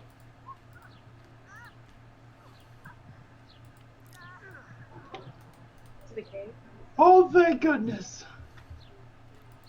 They walk in and she's like, "Oh, hey, Meepo, what's going on here?" He's just gonna run up and give her a big old hug on the leg. Oh, things got bad. There was this huge, shadowy vortex of evil that showed up, and it was just draining the energy of everybody here. It almost killed half the class, I think. Oh, I'm pretty sure that if it wasn't for what Sin did, we all probably would have died. Oh, well, I'm so glad that you're okay. This place is a nightmare when it comes to wild magic like that. I cannot believe that you were in such danger. And she, like, scoops you up and is, like, cradling you in her arms. I am brave, aren't I? The bravest. It was so scary. I was just a snail's breath away from the clutches of death. Really? You look kind of fine. Oh, it was so much back and forth. I escaped by the skin of my scales. Why is Zilly so big? I might still be concentrating on my enlarge and reduce spell after the wraith was banished. I don't really know what was going on there for a moment. Casting spells here is a bit kind of funky. You should be careful. Yeah, I try not to come in here. You know we're not supposed to be here, right? Well, you know, rules are kind of just there for the people that are going to follow the rules, you know. Ooh, Meepo the rebel. You want to get out of here? Your friends? Oh, most people are leaving. Anyone want a drink? Nightcap? Everybody's feeling pretty sore after getting slapped in the face, I think. Been a bit of an evening for everybody. Okay. Well, walk me to my dorm. Absolutely. Rutha, Diana, may I have your arms, please? Aw. I would happily escort you two back to your dorms. It's like Meepo riding his broom with like a girl in each arm. Meepo the player. Any other questions or investigations that want to take place before we are finished with the Fury Gale repository? Investigate the case, please. She rolled a 29. 29 investigation is really fucking good. Enough to find the secret, what is this called? Secret storage chambers at the back of the cave. In which you find 2 potions of healing in a packet containing this item. That is the best picture of Meepo I've ever seen. It's so Meepo. Walk into the Fury Gale repository like, what up, I got a big cock. I thought it was 99 cents.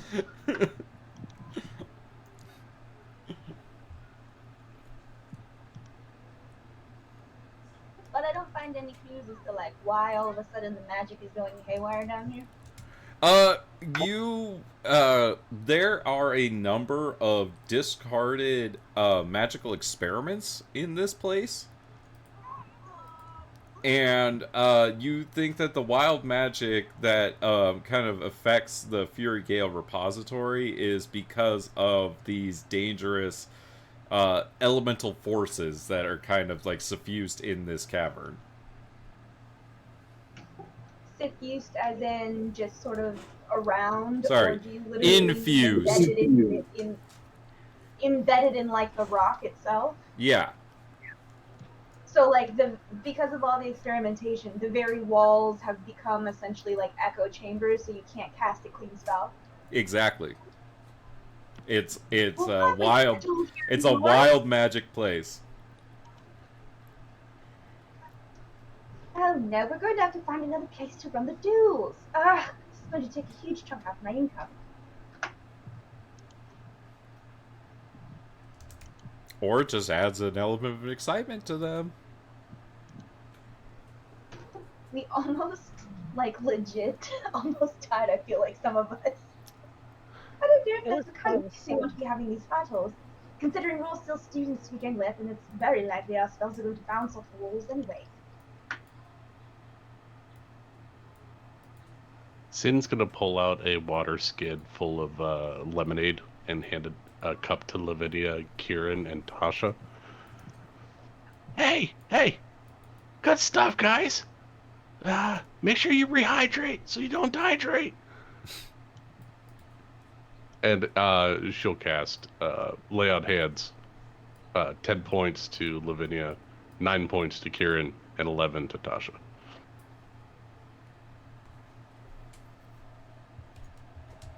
All right. And Thank you. with that, you are all able to head back to the new Cody Hall, Captain Dapplewing's Manor. After going to the infirmary and whatnot, you're all able to arrive back at home. It is very late at night, and you all have class tomorrow. Zealie's going to bed. I don't suppose any of you guys were studying up on catnap lately. I've been meaning to get around to it this semester, but I just can't find the time. I mean, I was studying catfolk named Lorraine a little bit ago. Does she know the spell? I'm sure she does. Well, that'd be pretty convenient. Honestly, I forgot to study this summer. I was on a trip with my parents, so I did not. No. How was the trip? Oh, talked to a couple of giants, realized my giant was a bit rusty. Almost got killed, but usual sing vacation. I hear it's great countryside this time of year. Oh, absolutely. If only you know. Kieran, I think it's brave of you to try and branch yourself out into these uncomfortable opportunities like that. Yes. Yes. I also made sure that Chad put on his good shirt when he was working out, so that way not too many people would oogle him while you were gone. Oh, that's great. That's good because we were at a restaurant the other day and people just kept looking at him. I think one girl came up and asked, "Oh, can I get some of that pectoral special going on?" And well, Chad, of course he had to show off. Gotta give him the pectoral special. Sorry. You did. Yes. They're my fans. Gotta give them what the fans want. Yeah. God, my head hurts. Honey, why don't you go to bed? Yeah, upstairs? I'm gonna do that.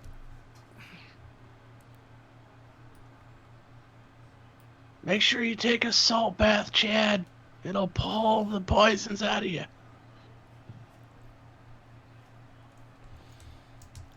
Gillian strikes up a conversation with Zilly and says, "So, did you say something about us being cursed?"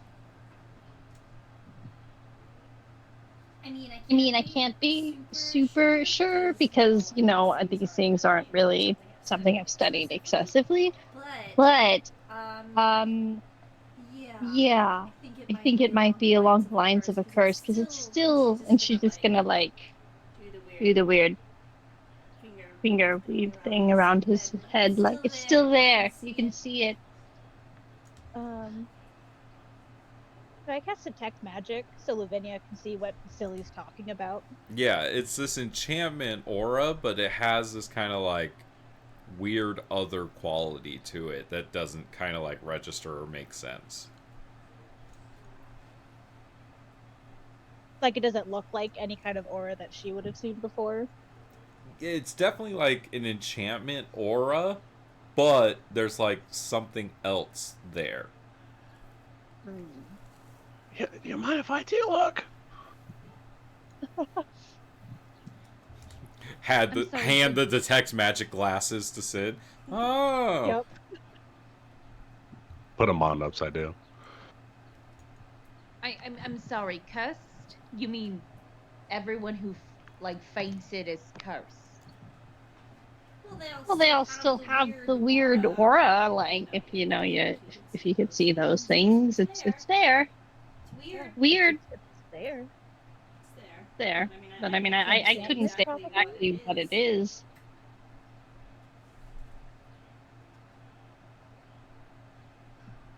Well, I could, after we get our sleep, right?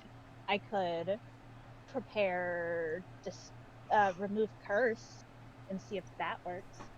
Yeah, that's worth a shot. That would be very nice, yeah, considering. Oh, crap.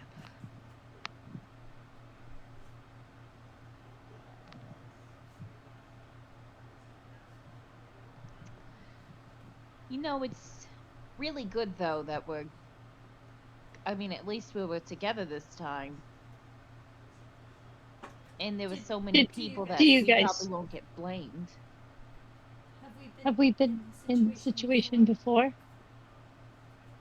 definitely been in tighter situations, yeah. Remember the mage hunters? Oh yeah, in the No. locker room after the mage tower. Yeah, Oh, that was wrong. Yeah, I still have the scars. Chad still has them too. And that automaton thing in the restricted part of the library. Oh yes, I remember that. Oh man, you know the physical scars heal. The mental and emotional scars are always there. Don't forget the scorpion out in the bog. Oh yeah. Oh, Yeah. yeah. Karen, watch out. They're gonna get you. Yeah, some traumas just never heal. Ain't that the truth? Yeah, which is, kind of why I kind of reflected on myself. And I think this year I'm going to try to stay as far away from drama as possible, especially everything that happened now. So, I'm not going to get killed this semester, kind of lose consciousness, or almost bleed out. Did you just make that decision right now, or did you make that before school started? I mean, I made it when I saw the wraith, almost Okay, carrying down yeah, because I was gonna say you just walked into a duel, so I was just kind of curious on the timeline. But no, that's a Yeah, I think yeah, it's a great idea. before Sin switched places, that's when I kind of realized, like, hey, maybe I was being, I'll admit, a bit of. Rowan comes out and she goes, "Hey, Sin, do you have any weed? I'm out." What the fuck happened to you guys? You look like shit. What? I didn't catch over the screaming and the horror. Who caught the name of that creature?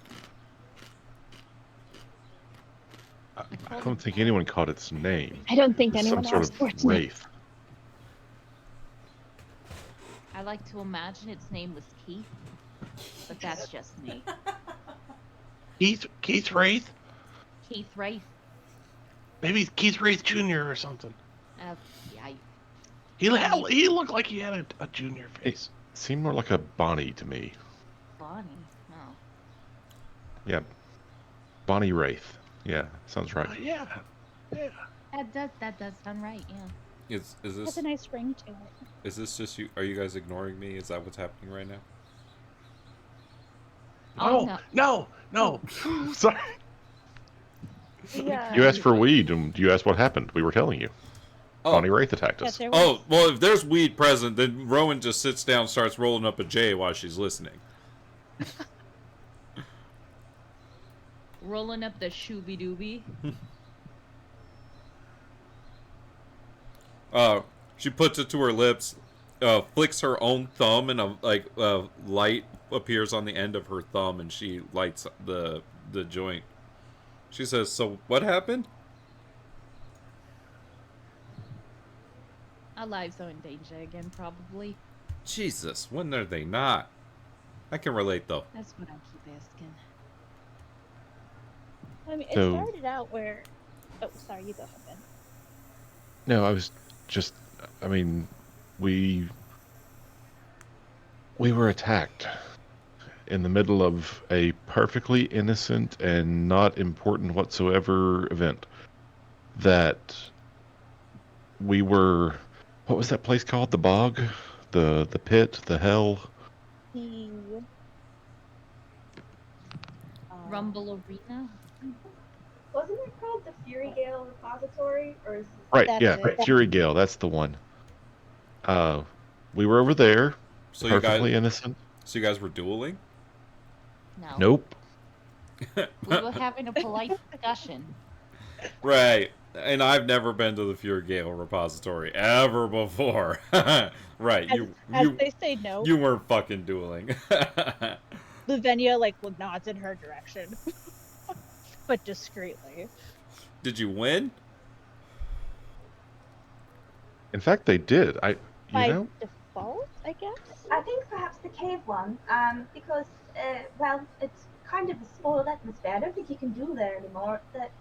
The walls and everything are so corrupted by all the spells that have been cast down there that basically You risk your own life every time you cast a spell, and not in the way that you would think in a fair fight. You could reverberate it across yourself. You could cast yourself into another dimension. It seems utterly terrifying. Well, yeah, but that's why we duel there, because none of the teachers come in there, because it's dangerous as fuck. Sorry, out of game. So either we understood what was going on in the cave or we didn't. I'm confused. Did we already know? Like, is it common knowledge? It is to Because we Rowan. did all the investigation checks to figure it out, right? I mean, it's common knowledge to Rowan. It might not have been to you guys.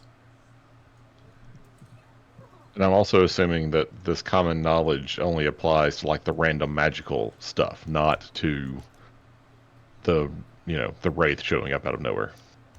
Yeah, that one might be a little bit weird, and the whole people falling on the ground thing definitely is not part of the normal there.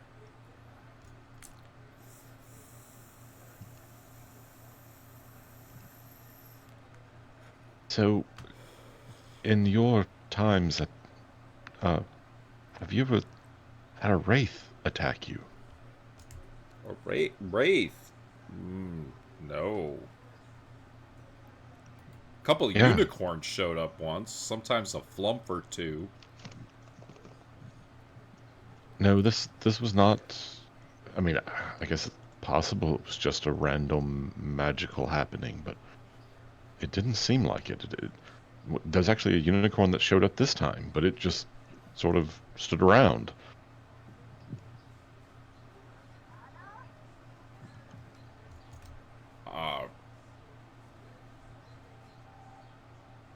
I'm glad you're not dead? I don't know. That's weird.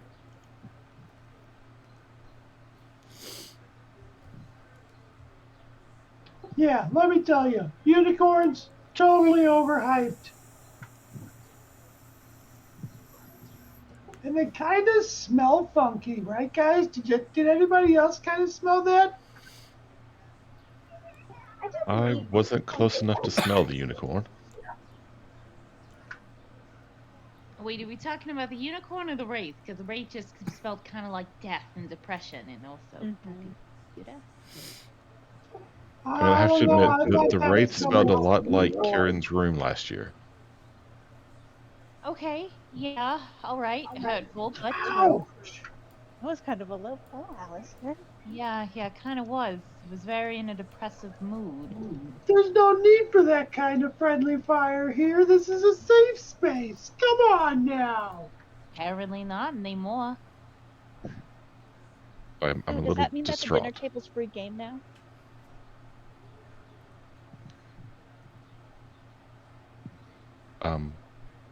Sure. I'll keep that in mind. Oh God. Oh no. Does anyone have anything else they want to talk about before we head to class tomorrow? Assuming... I mean, I want to check up on our friends at the infirmary. Yeah. Oh yeah. After the long rest and I prepare my spells, can I try casting Remove Curse on Killian? Yes. So, you take a long rest. Everybody that went to the infirmary, they still, most of them are still complaining about, continued headaches and having, bad dreams. Lavinia, what is it, this morning remove curse, casting ritual look like?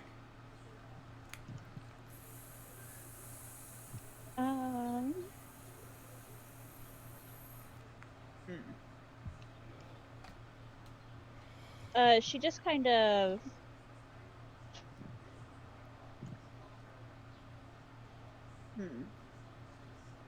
I imagine that she kind of just takes her hand and then kind of just waves it in a circle above Killian's head. And if there's a curse, maybe it just kind of sucks into her palm and it just disperses. Alright, and there is a curse that disperses from Killian. And instantly he says, "Hey, my head doesn't hurt anymore."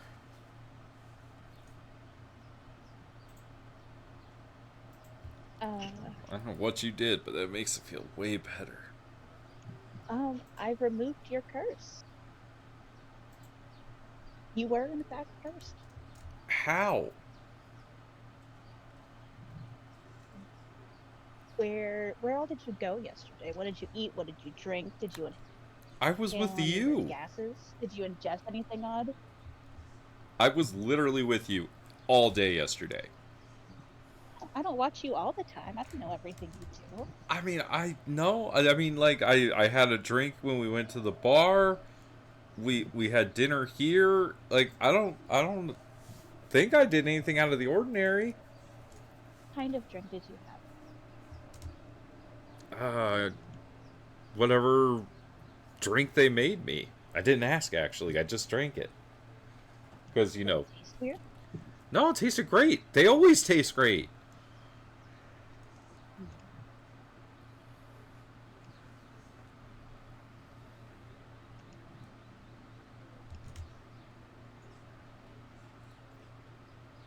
She's gonna mull over that, but she'll find Chad and remove his curse as well. Hooray! Oh, that feels Since they are the so two much with- better. Thank Eric. you. I could do one more if I come across anybody else who was there. Oh, what about Aurora? Yeah, what about Aurora? Oh, Aurora! I forgot she lives here. Yeah, she'll remove the curse off of Aurora as well, and then that's. Oh, wait. Else. Does that remove all curses? Like, what about vampirism? I can. Aurora is a Oh, Dampier. ooh. She's a Yeah, naturally she's a born Dampier. vampire. You know, I cheated my way through that class. I apologize. Well, most of you at this breakfast table are going to be off to advanced arcane history with your teacher, Augusta Tullis. I just slapped tokens down into seats. If you would like to sit in different places, you can. Where would people like to sit? It's the first day of class. Oh, Alistair's definitely in his normal spot. Bryn would absolutely love to sit as close to the front as possible, in direct line of sight of the professor if possible.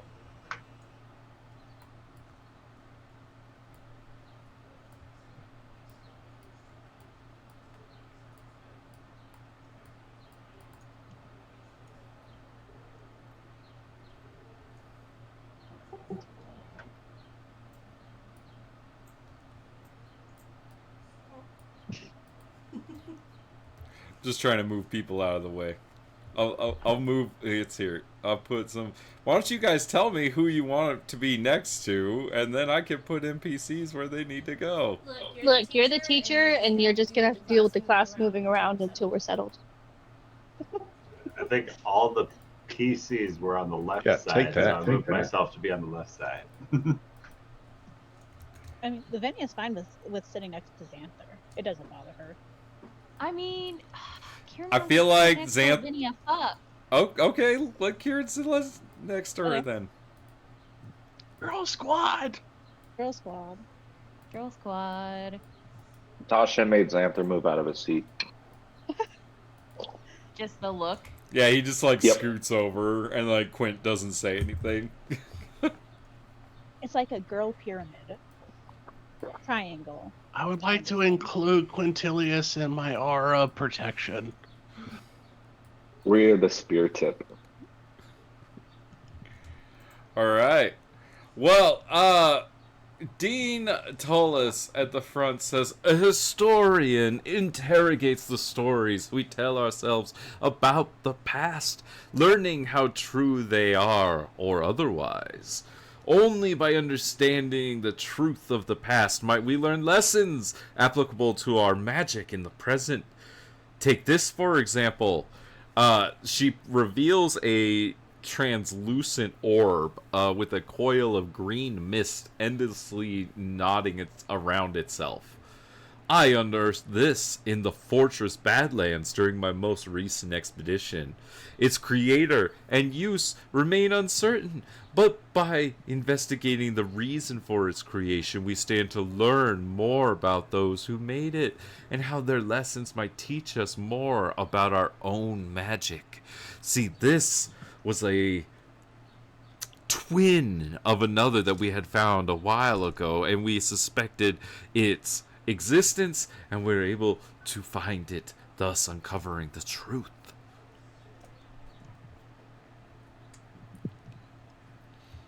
She lectures a little bit more about magical relics and other things like that. Does anyone have any questions for Dean Tullis about magical relics? So if nobody knows what it does, can I have the orb? No, we're studying it. Well, maybe I could study it and I could figure out what it does. No, there are very experienced spirit mages that are going to be studying it, myself included. Tasha's gonna raise her hand. Yes, Tasha. Would it be too far-fetched to say that certain relics and objects should, upon finding, be destroyed and not studied, considering that you not knowing the dangers of what you could unearth? It's an interesting hypothesis, for what if destroying them is just as dangerous? Knowing about something is what allows you to know how to unmake it safely.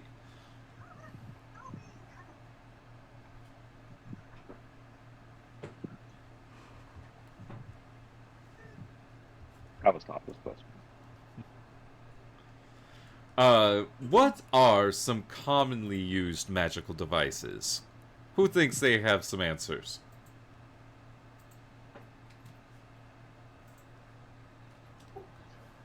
Magic brooms. Disguise self hats. Cloaks of protection. All very good answers. Your mom. Kieran, you get a little chuckle out of Xanther in front of you.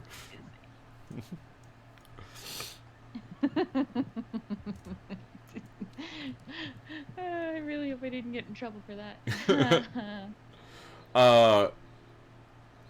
Yes, all very good answers. Spell foci are a great example of a very commonly used magical device, from the lowest level wizards to the highest.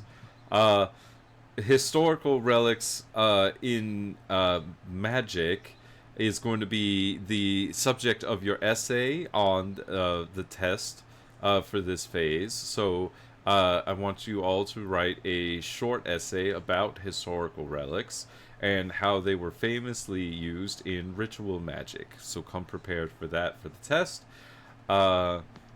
And I will see you all next week.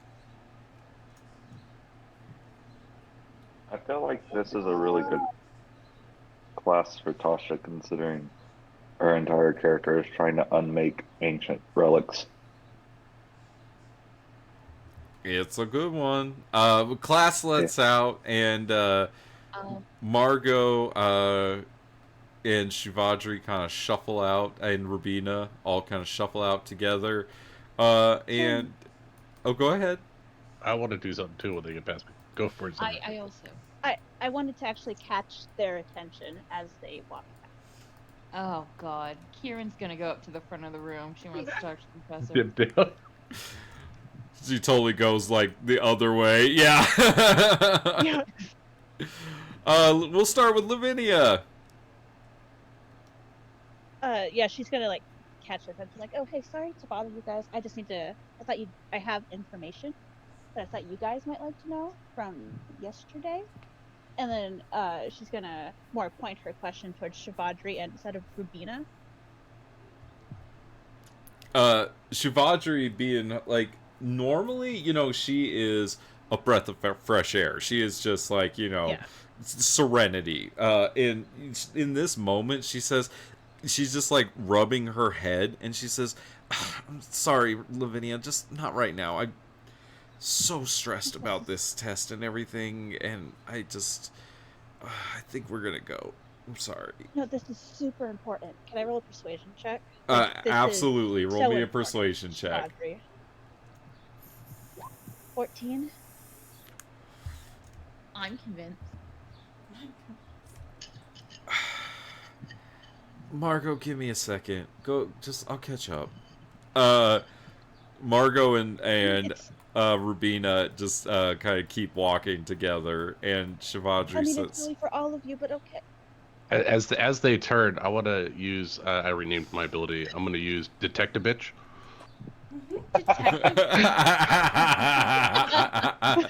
I'm going to use my divine sense to detect evil, undead, or fey. Lavinia, Margot kind of hears you and stops. Sin, it's celestial, fiend, undead, blah blah blah blah blah blah blah. You sense the presence of a fiend, and it's not Kieran. Yay! Oh shit! Do I get the location ish? Is that how that works? I don't think so. I think Ryan just aware likes, that there's Ryan just likes big me fiend a in lot. place. Lavinia, Margot, and Rubina come back, and Margot kind of just looks at you and crosses her arms, and she just kind of says, "Yeah." Okay. So all of like the girls that were there for the duel last night, they're all complaining of headaches, correct? Shivadri's like, "Yeah. Rubina, you are? Uh-huh. Do you have nightmares? Yeah, like vaguely. Yeah, it's hard to sleep." Are any of you able to remove a curse? And she lowers her voice just a little bit at them. Shivadri's like, "Yeah, I think I can cast that." You're cursed. Cursed? You're cursed. You're cursed. Where would that come from? I don't know, but I removed one off of Killian, off of Chad, off of Aurora this morning. Shivadri like looks at Margot and Rubina. Margot, you didn't fall down. Do you know why? Could be because I am amazing, but I honestly don't know why. These two didn't fall down either. And she points at Lavinia and Sin. That's what I'm trying to figure out. Because there's no really consistencies between anybody except that we were all in the same place at the same time. And I believe Chad complained of a headache on the way there. Sin, the call's coming from inside the building. It's right in front of you. Oh. Margot? Yep.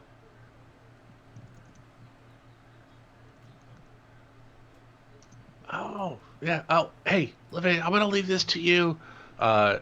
Excuse me, pardon me. I'm gonna slide in front of Lavinia between Margot. Excuse me, pardon me. And I'll say, I'll bring my hand up and do like a weird squiggly monster, and then thumbs back at Margot as I walk past. I need you to make me a Constitution saving throw. Con save? Hold on, let me double check. Remember, Summer, when we were in their presence. Sorry, it's a Wisdom saving throw. Yeah, get fucked. Oh. I got you. 11. Oh. Continue about your day, Sin. Oh, I will. Watch out. So, basically, if you could, I know that Mina was there. Obviously, Serena and Venus collapsed. So if you can help them, I don't, you don't have to believe me, but if you can help them, I highly implore that you do. I mean, I could do it a few times a day. Yeah, I mean, I'll try to do my best. Thanks. Thanks, Lavinia. And Margot looks at you and goes, yeah, thanks, Lavinia. Can I look at her a little bit closer? Not trying to be like weird about it, but just kind of look her in the eyes for like a second longer. Just Yeah, hold her gaze, see if she like sees anything weird. give me like a vibe check, like an insight check. Check. See if she's got a second set of eyelids that blink in the other direction. She seems agitated.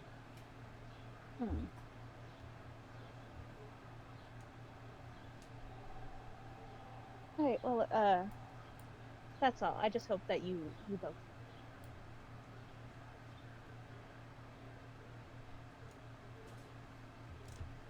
Okay, well, bye, Lavinia.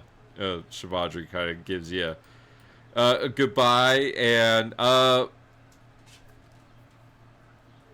gonna say that Margot is gonna say, yeah, thanks, Lavinia, and she's gonna try to touch you on the shoulder. Do you let her touch you on the shoulder?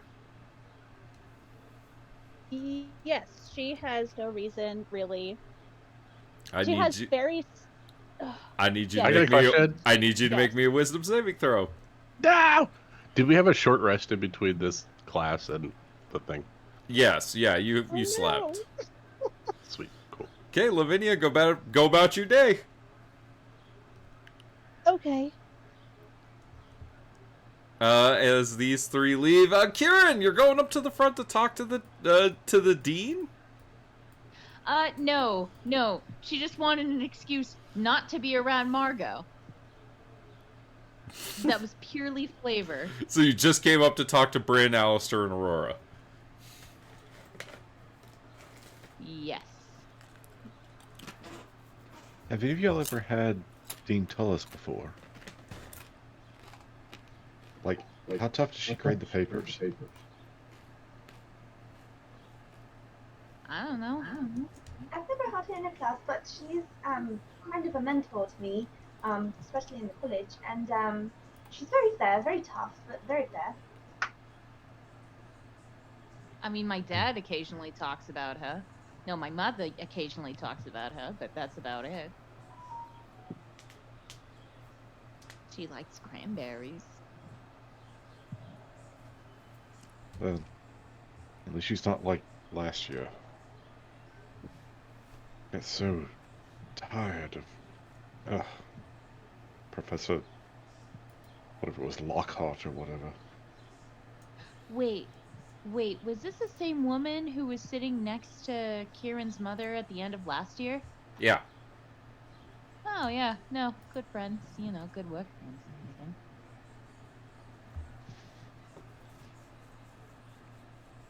everything.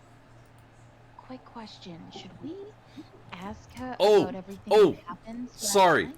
I forgot something I was gonna do. I completely forgot it. Okay. As part of lecture, the dean tells you about the masquerade's theme that's gonna be the masquerade that's gonna be at the end of the year. The theme has been announced, and she explains that the theme for the masquerade is a starlit evening. Just as the light from the stars is visible for thousands of years, so too does the professor want to see the students' attire shine with the same wondrous history. She then offers extra credit in her course to students who show her costume designs evocative of some aspect of Strixhaven's history ahead of the ball. And so if you need to do research for that, that could be something you could do during your downtime. She also tells you that the committee for the Masquerade Committee has developed an app, and you are able to download the committee app on your crystal. Ah, shucks.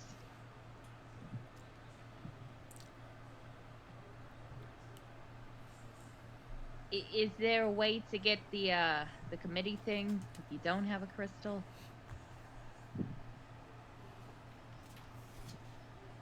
Have friends that do? God damn it. Everything's only stupid crystals.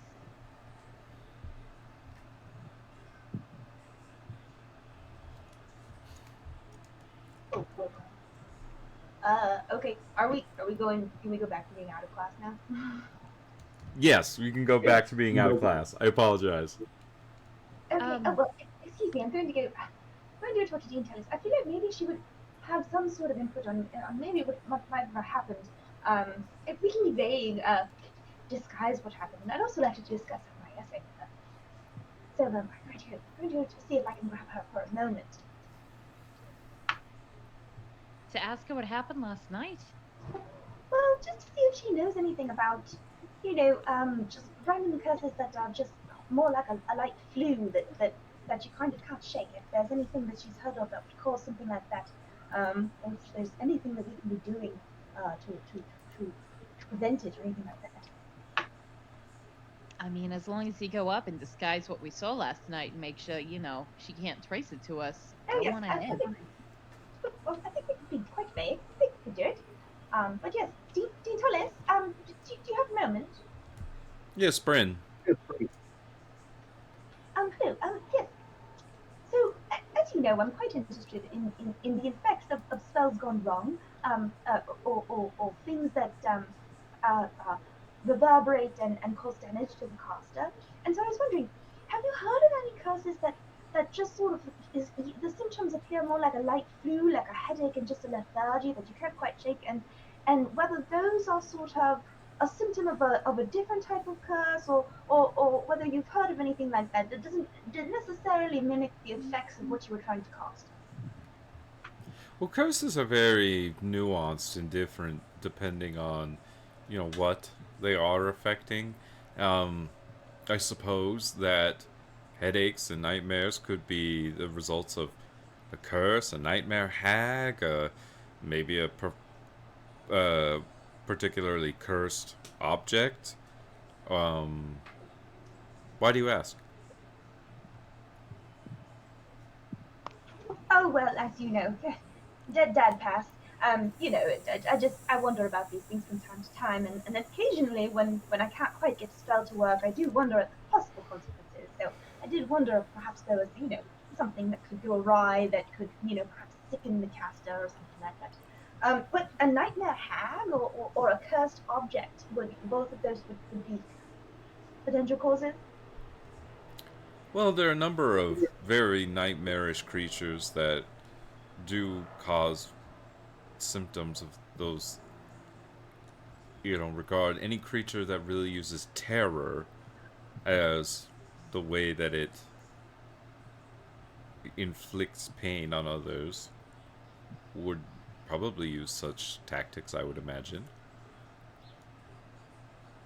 I see. So a creature that wants us to be afraid, essentially. Yes, I guess. To boil it down, very good. Fascinating. If you could recommend perhaps some reading on the subject, that would be lovely. Good. And then I was also wondering, as per the essay, would we be able to use any of the objects in the university stores in order to base our essay on and to do research, or as you said, they are too high level for us students to be able to get our hands on, as I was saying. I mean, you are a junior now, Bryn. You have access to many of the Academy's resources, including the advanced student resources. So, whatever you think you need to write me a brilliant essay, I say you use it. All right, Professor. Thank you so much for your time. Very much appreciated. Thank you. I look forward to reading your essay. Oh, not as much as I look forward to writing it. Nerd. Lover. Great. Fantastic. So, anything else the Cody kids would like to do in Cody class here? Margot's acting sus, but Kieran's standing by her word. God, Margot's up to something, I know it. I personally.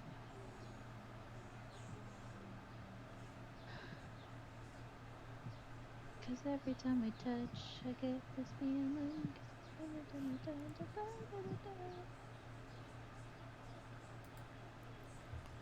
Well, if we have nothing left, then we go back. Well, I need to add Quint to the next thing then, because we go back to Captain Dapplewing's manor. Kieran, Chad's acting a little weird. He just is like kind of keeping you up in your room, up in the attic for a long time, and he's just like, no, just hang out for a while. We don't need to go downstairs. Like he's just kind of he's acting a little strange, but you know he fell unconscious yesterday, so you've been humoring him. Everyone else, while Kieran is being occupied upstairs, what are you doing to get ready for Kieran's surprise birthday party?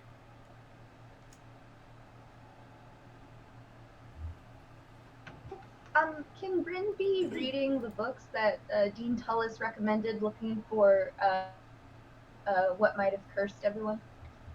Sure. Meepo has been filling balloons with cantrip-like spell scrolls for just minor illusions to get like additional confetti going off if or when these balloons pop. And he's just been inflating those and just filling up all the closet spaces he can for right now. Zilly's gonna go around and she's gonna be putting vines as like streamers with little like colorful blossoms of flowers all over to decorate. It's gonna look like a jungle. Yeah, Alistair's going around and helping. He's using Druidcraft to like string vines and streamers and whatnot. But his are much more like black and, you know, thorny. We have like opposite color themes. I love it. Aurora's like tuning up her instruments. She's gonna play some music. Lavinia, what are you doing to help prepare for Kieran's surprise birthday party? Could anybody catch me up to speed on like anything that happened? Ouch. Chad is occupying Kieran upstairs, and you all are gonna throw her a surprise birthday party. That's about it, right? Yeah. Yeah, pretty much. Or are you referring to class? No, I was here for class. I just wanted to know the context. We are throwing a surprise party.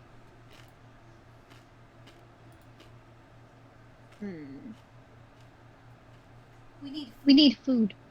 Need food? She could do that. She could cook food.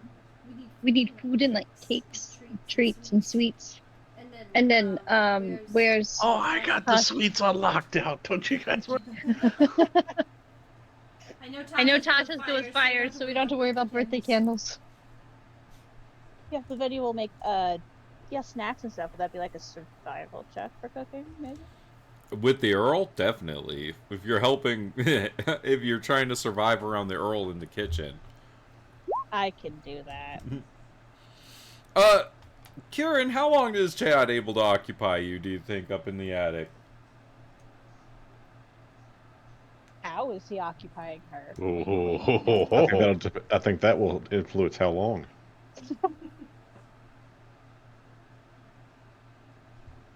I've been training this boy's cardio for over a year. Are you doing a wild magic thing? Apparently they only got to a 61. Or is that how long he keeps you busy? Man, it's If 8 away. you are talking, we can't hear you. About an hour. Oh, hey, now I can hear you. About an hour. Alright, so you guys all have about an hour to set up. Before Kieran, you can hear Kieran coming down the stairs, and you can hear Chad coming down behind her. We're coming downstairs! Everyone hide! Classic Chad. Meepo's gonna cast invisibility on anybody that's still out in the open. Perfect. What? I always announce when we're coming downstairs. No. Chadius Disappearicus.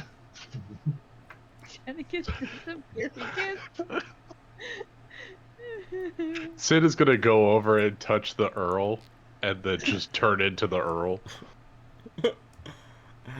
So there's just two Earls standing next to each other. Yep. Chad says to you, Kieran, he's like, look, trust me, you're gonna like this. Yeah, that's what you said up there, and I definitely was not a fan of that one thing. You know, I should have cleared that with you. I'm sorry. You should have, because, you know, you can't really mix Scrabble with Monopoly. It doesn't make any sense. I had a vision. It was wrong. I mean, specifically, how were you supposed to buy, like, words? I bought Park Place, but that didn't make me get a vowel or something? Like, it doesn't... No. Park Place is worth a lot, so, you know, it should be worth a lot of, like, a letter like Q. Yeah, but I didn't have any vowels, and I had to keep going to the railroads to get vowels, but then you own the railroads, and for whatever reason, that gave me a blank space. Look, maybe And then the we need to community- get one of the smart kids to take a look at it, but I think there's potential there. I suppose it's definitely better than Communopoly when you had it. That just made me sad. We're improving? What? Hey, I got something to show you. And Chad brings Kieran into the main dining room. Alistair uses prestidigitation to make little like fireworks go off, and he writes "Happy Birthday." Oh yeah. Wait, how old is Kieran? 54. Oh, That number shit, keeps going margaritas. up. That's what I tell my students. I'm 54. Kieran's 54. We need more. We need more candles. Yay! Happy birthday! Happy birthday. Happy birthday. Happy birthday. Oh dang! So that's why. Release the balloons! Pop, pop, pop, pop, It's pop. like explosions of balloons. All the closets open, and Indoor there's just fireworks pouring of balloons out. Indoor fi- Chad, do you remember that film, Magic Mike? That's How the Cody kids burned down their second home. They're just illusions, but they sound like the real thing. Yeah, I remember that film. I think that would be a great gift for Kieran. You know, I'm pretty sure she would be embarrassed. Let's do it. I'll back you up. I'm Matthew McConaughey. Aurora starts playing. They start magic miking. It's a wonderful time. An orchestral version of, what is it, Pony by Genuine?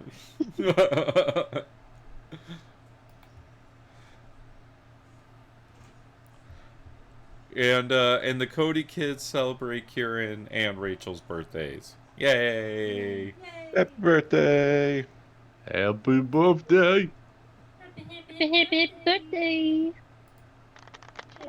Burberry. I'm really biting my tongue because I want to do it in my chat and I don't want to ruin the moment.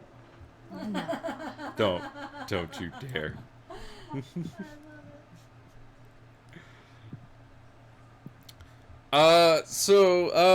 Kieran, you're the first one that gets to decide what to do with their downtime. Because now we're going to enter a period of downtime. What kind of activities did you want to accomplish during downtime? When she's in the library, she's studying, she's making, she's trying to get on top of everything academically. Giant research, her other classes, and this essay.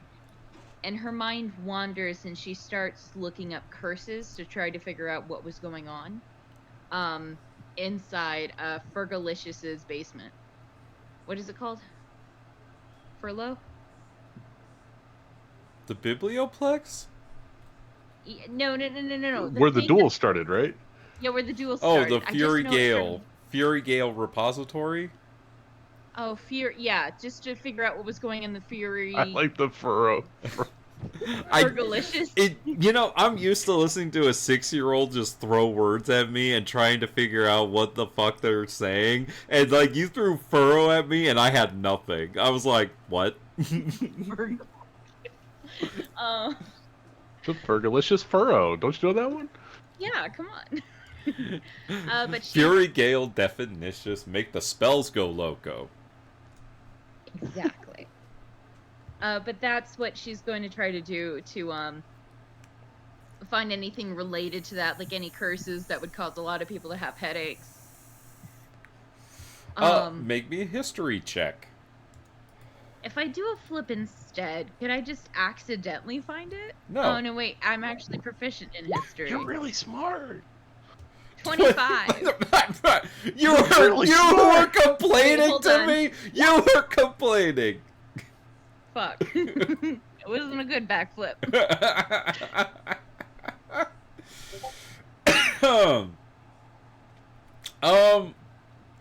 As far as doing research on curses, you like a lot of what Dean Tullis said to Bryn, you find, just about the general kind of like ways that you can cast curses on things, the way curses come from cursed magical items, but the idea that you could just like easily curse somebody or have like mass cursing of things, like you find lots of things that are like the cursing of an individual, right? But like the mass like spreading of a curse is a little bit of a different kind of like thing, and you're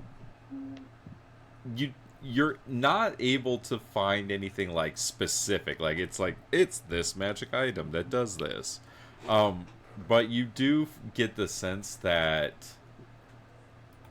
it's very powerful, whatever it is.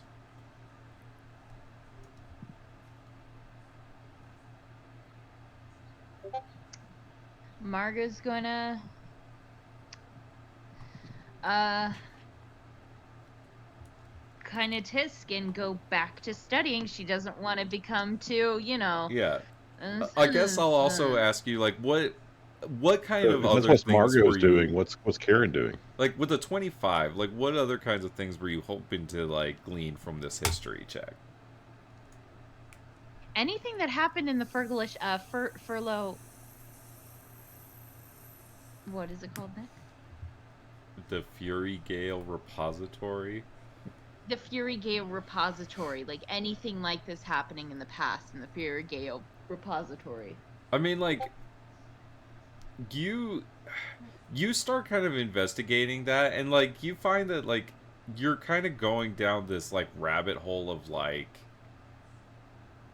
kind of like there was like there's like records of like student deaths and things like that, and like you can kind of like you just kind of start going through the records of like kids that have died and like what kinds of accidents they were and things like that, and like every so often it's like a Fury Gale Repository, like unknown cause, like something like that, and there's been like a few of those kinds of incidences, but nothing that's like, it's rare, right? Like there's like a fatality is rare, and like usually the school has the resources for a raise dead spell or something like that, so actually somebody staying dead is even rarer, right? Oh, go ahead. When was the last time someone actually stayed dead from that place? It was about a couple years ago. Like that place is labeled as like dangerous, like stay out, like but yeah, accidents happen. What's the name of the student? And then I'm done. Who died? Who's like dead? I'm gonna have to give you that. Well, this give.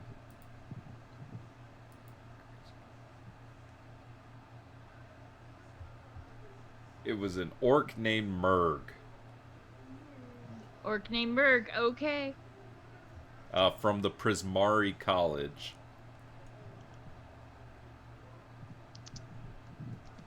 Named Mur. Murg.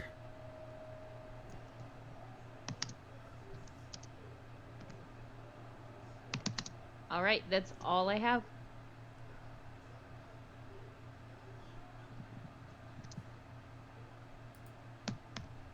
All right. Are you doing any extracurriculars or working a job? Could she inquire about working a job at the bibliotheques? Yeah, you would definitely have an in there because you already were working for Professor Onyx there. So you are absolutely able to acquire a job at the Biblioplex.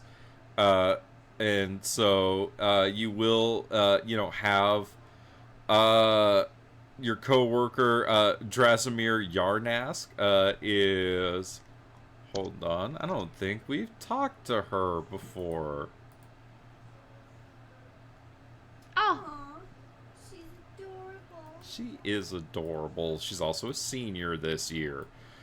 Oh, man, we haven't talked. And so there are a number of different jobs at the Biblioplex: book clerk, bookshelver, cafe worker, cleanup crew member, garden tender, or store worker. What are you thinking? Bookshelfer? Bookshelfer it is. So you are going to get your wage. So you gain 5 gold pieces at the start of each week that you hold that job. So you can earn 5 gold pieces right now, and you're going to gain a positive or negative relationship point with Drasimir depending on how you do with work. Cool. I need a lot more positives in my life. So Kieran's working a job. What's everyone else doing? Who wants to go next? Meepo would like to study up on Strixhaven's history in order to better incorporate a theme into his masquerade outfit for the extra credit. What part of Strixhaven's history are you researching? The Battle of Strixhaven. And like the founding dragons. Oh, the founding dragons are awesome. Make me a history check. You got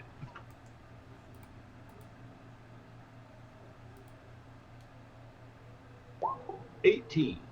18. So, which dragon would you like to hear about first? Oh. Which colors are they? Well, blue, yeah, it's all the red. colleges. Let's go to the Prismari one first.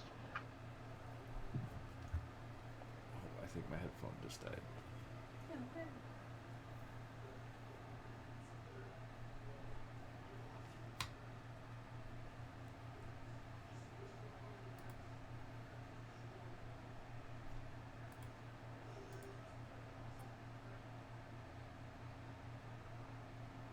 Damn. Hold on. Can you tell them? Nick's headset just died. Hold on. Oh no! Do they both have to I take it back. I'm sorry. Do they both have to be charged?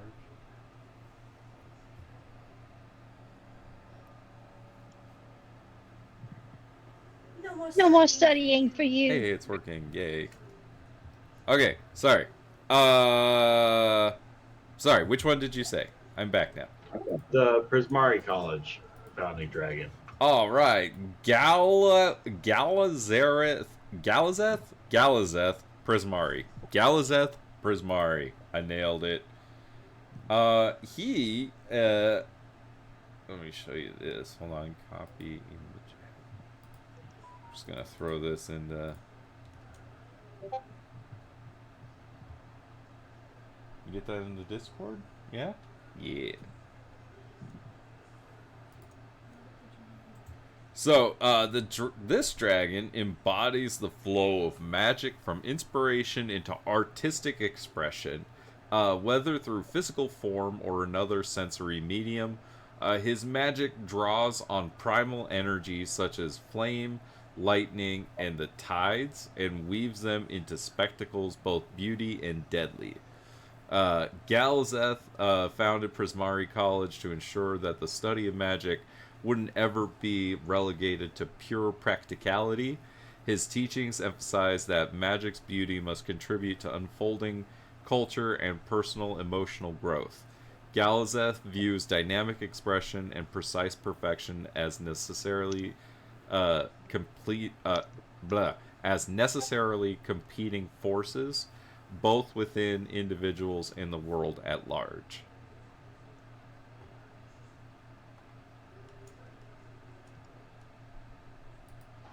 Excellent.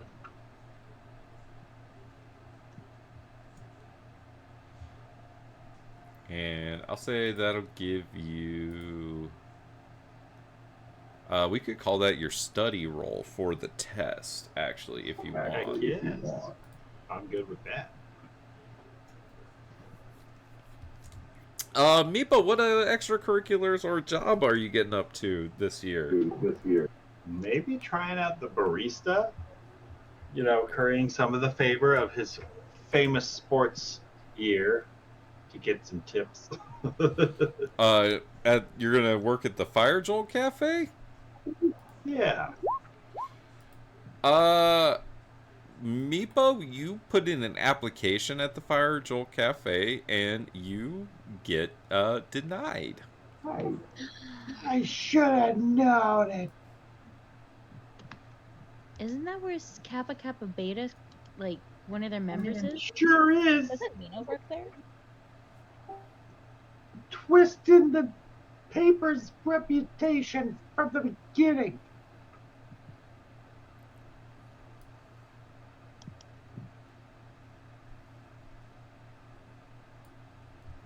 I had this whole semester planned out, and this is just going to throw a whole wrench right into the middle of my whole scheduling. Right, my whole semester is going to be ruined because of this meetup. I'm going to go write a very strong. Are we upset? I can just picture Meepo just like stomping around in like the like foyer, like just like yelling so everyone can hear. Someone take this down.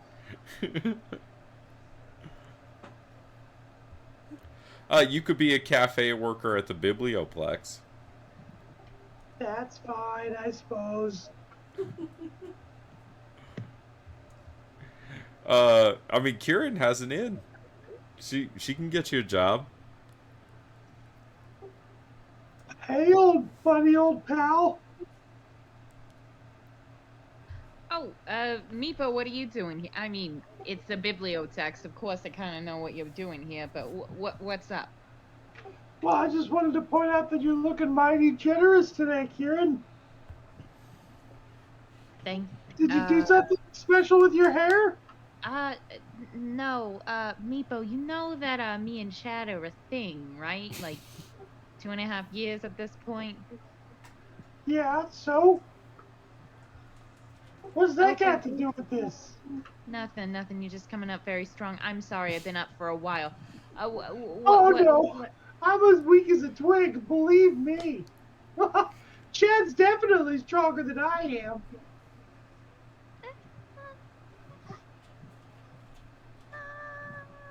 Okay. I really did read this incorrectly. Yeah, I was just wondering if you might be able to, since you're already here and kind of know people already, You might be able to help me get a job with the cafeteria. No. I'm just kidding. Of course I can. I could probably ask someone. Yeah. My heart totally did just break into a million pieces when you said no just now. Yeah, no. Let me go ask. I think one of the baristas accidentally broke her leg. Yeah. You know, So something Oh, about that's fantastic. Aisla Terrible. Fitzbottom is who runs the cafe, and so you could go talk to her about getting Meepo a job. You guys met her your first day here at Strixhaven. I worked for her for a year. Oh, how is what's her name? What's her name? Oh shoot, what's her name? Mina? Oh, Mina. Oh, Mina. Mina Lee. Oh, Mina. Have you met my friend Meepo? This is Aisla. Oh, Aisla. Don't make the joke. Don't make the joke. What's the joke? A slut? Aha! You said it, not me. Ah! Aisla, have you met my friend Meepo? Yes, I met Meepo on his first day here at Strixhaven, if I recall. Well, I heard one of your baristas has a broken leg and won't be able to return for at least a quarter or a semester, and my friend Meepo needs a job. And And he's I'm not, here to offer you my condolences in these very trying times. and he's not going to slip on like some stray tea. He's too tiny to break a leg. Well, Professor Onyx told me what a great job you've been doing. Sure. What the hell? You start tomorrow. Oh, magnificent. I should warn you, my joints are extremely flimsy, though. Okay, so what do you think you'd be best suited at here at the cafe? Oh, I'm capable of doing everything just as much as the next person, but I did, just in case you were relying on my... I don't... I'm just saying, I'm still just likely as the next person to trip and No, fall, it's break my okay. own leg. We hire everybody. We are an inclusive hirer. We believe in diversity, and if you need any workplace accommodations, just let me know. Well, that would be stupendous. Just, don't break a leg. Too soon, Kieran. Too soon. I know. Of course I do. She was a very sweet girl. We couldn't even fully fix it with magic, Kieran. It was fucked up. I know. I just wanted to light the mood. I was there when I saw the bone was just out. You can't heal bones when they're not in the leg anymore. That's what we said. All right. So, Meepo, you're going to get 5 gold from your new job. And make sure you keep a track of where you're working. And who wants to go next with their downtime activities? Who else wants to hear about a nasty broken leg? Don't you remember the one we had in Cody Hall? Oh my god. I'm going to let you guys figure out who's going next. And I'm going to go get a drink. That was so bad. You let me break your leg. Oh my god. You now have a title. I thought of this. It's like Lavinia Bonebreaker. Legsbane. Bonesbane. I was trying to think of a word. Femur fracturer. Femur fatality. Ooh, femur fatality. The tibia shaker, the tibia fibia. Oh. The tibia That's a band name. The Femur Fatality and the Tibia Shakers. Tibia Shakers. Femur Fiend. Ooh. Femur Fiend. Ooh. The rib cage Rodler. I mean, we could try the experiment again. I have healing words this time. Oh, let's It's do not it. prayer of healing, I swear. Let's do that. That was Do so it. funny. You know, rather than just a leg, let's do an arm and a leg. You guys have a bigger Get it? staircase to do it off of this time. Oh, We do. I mean, that was just me Ollie. trying to jump down the staircase successfully. You know what? I'll give it a shot. Wait, are you going to throw yourself down the stairs? Yeah. Wait. God. Sid gets like a fluffy pillow at the bottom. I'll catch you. Wait, hold on, Acrobatics hold on. athletics, Before man. you do it. Before you do it. Hold on. What are you typing? Nothing. There we go. It's the gift. Do a flip. Do a flip. I'm going to jump. No. Actually, both my acrobatics and athletics are the same. So, Do it. Do it. Ow. she fucking Ow. does it. So you just throw Maybe. yourself down the stairs, Artfully. artfully down the stairs. I mean, I have to find Captain Dapplewing's manor really quick.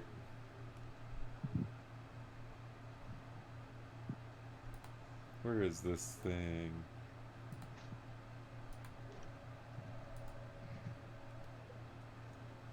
In fact, she takes like a running leap down the stairs. She intends to superhero pose at the bottom. Oh, I'm so glad you didn't hit your forehead on the underhang of the stairs. Right. That would have been great.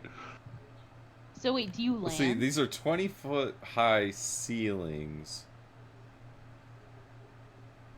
Those are some big stairs. Should I do an acrobatics instead?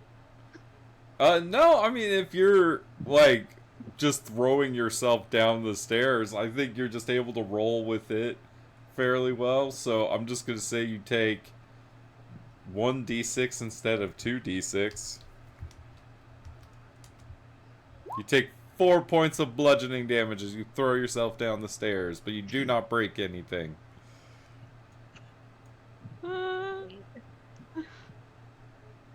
Wait, was the experiment to break a bone?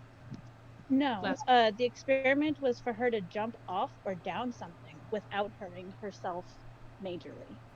Yeah, you twisted your ankle on the landing, but the Russian judge gave it a 6.5. All of her other attempts have failed miserably. Sin's been getting much better with the jumping from the second story. I'm gonna become proficient, damn it. If there was like a parkour club in the campus, Sin and Lavinia would eat that shit up. You Oh could my God, you could yes. start the parkour club. Oh my, Oh my god. We could call it the Abs of Chad and have a whole theme park Yes. parkour stadium. What student die would get affected by the parkour club? I have no idea. Oh, that's a good question. Oh well, if we tie it, you're not Lorehold, right? No, I'm Witherbloom. Well, we could mix traps in there and just turn it into an obstacle course and call it dungeon delving, so survival and acrobatics. That Ultimate Ninja Warrior. Ultimate, yes, Strix- Legends of the Hidden Temple. Strixhaven This is Ninja Olmec. Warrior. Yeah. We're gonna start global guts up in this college. Can we actually do that though? I think we can. I got capital. I see why. I don't see why not. I got Chad coin, man. It's worth a bunch. You know what you're gonna need. You are gonna need a faculty advisor. Ooh. Oh, who's the cool one? I was gonna say, who can we ask that'll probably go for? Oh, you know who doesn't give a fuck about anything? Who's that guy we blacklisted in the faculty? It's shit. Where is he? Oh yeah, Kieran's parents would be pretty cool with that, I think.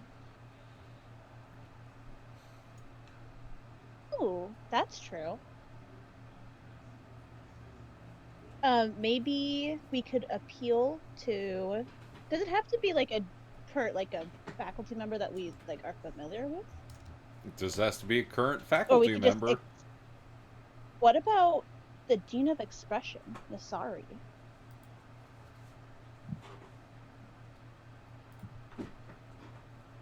That would Because be we would very be interesting. expressing ourselves.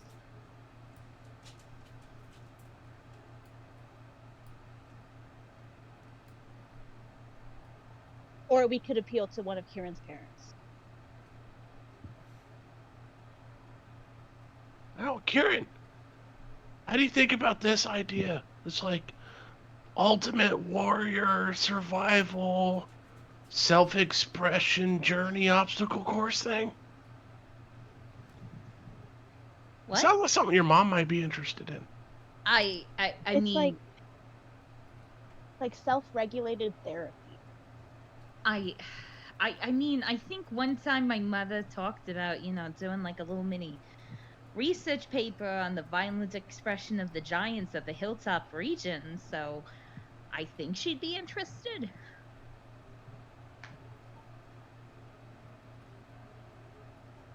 Would she be concerned with students throwing themselves off of ledges? Maybe you just don't tell her about it. Mm. But I think she'd be I'm very sure we're gonna have paperwork if we actually start a club, though. Yeah. I mean, look, if you want to get away with things, and I love my parents, but you want to get away with things, my dad's a bit of an airhead, so he probably won't ask too many questions.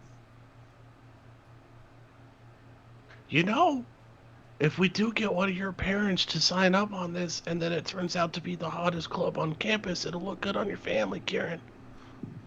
Probably would, yeah. Hey, we gotta stick up for our girls and their families, so I think that would be a good idea. Hell yeah. Girl code. Oh yeah. Question is, do you ask Dr. Mary Ann Singh or Professor Thrawn Singh? I think. Which one's the funnier option? The funnier option, personally, I think would be Kieran's dad, if he truly just does not pick up on that sort of shit. What do you think, Lucas? Oh God. I kind of want, like, if we can help Dad's reputation, I think having him be the signer on it and then building it up would be good for the family. There we go then. Professor Braun Singh it is. Is it Braun or Braun? Thrawn. Thrawn, like Thrawn? the Star Wars villain. Like Thrawn.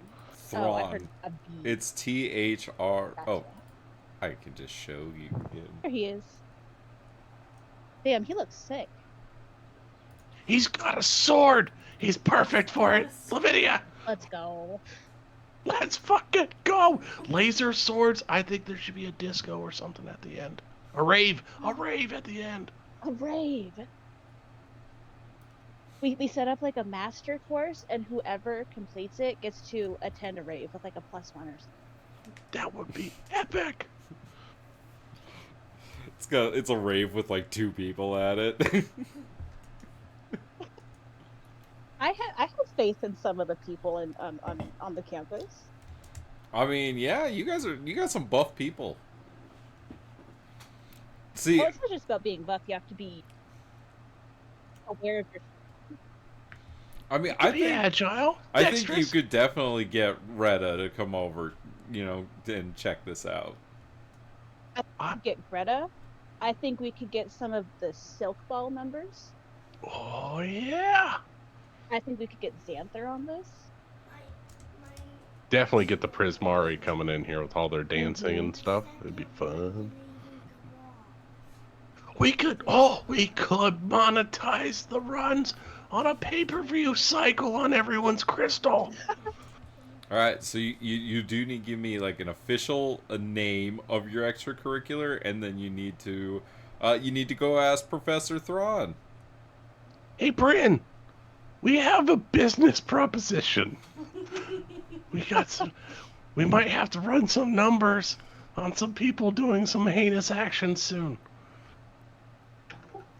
Well, I can pretty much guarantee that I'll take a bet on almost anything. It just depends on, what the business is and, who's competing and all that. I would imagine you'd need to get that squared away first. But, yes, we can definitely discuss getting some lines together so that we can put some competitions together. Preferably not in the dungeon from hell. But, anywhere else where we're not going to, smash our faces into curses, that sort of thing. No. There's going to be OSHA and foam pads and everything, and it's going to be fine.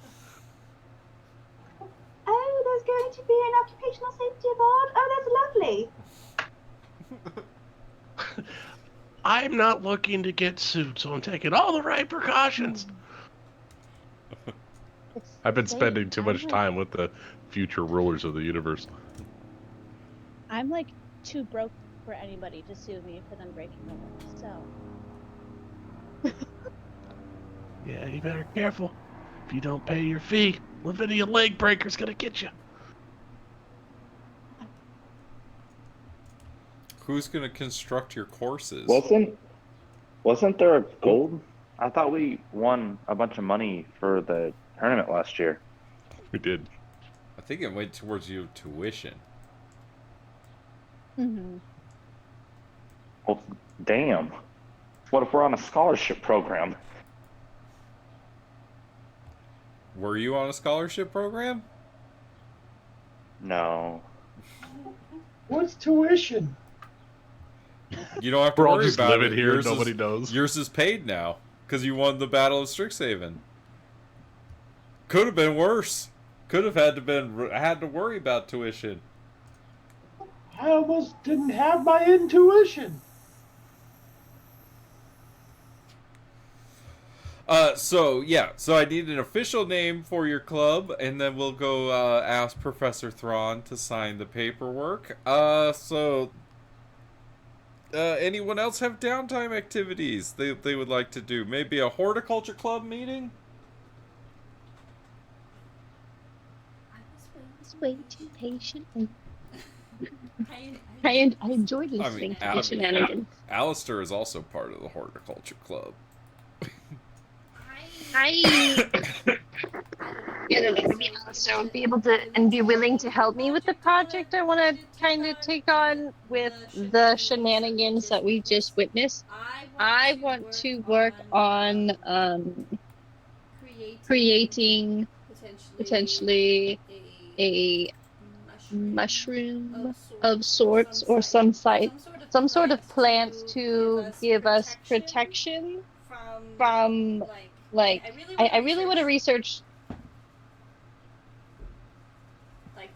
this curse thing that happened and like some sort of like protective type ointment or edible or something that we can make that would benefit us if faced with a similar situation.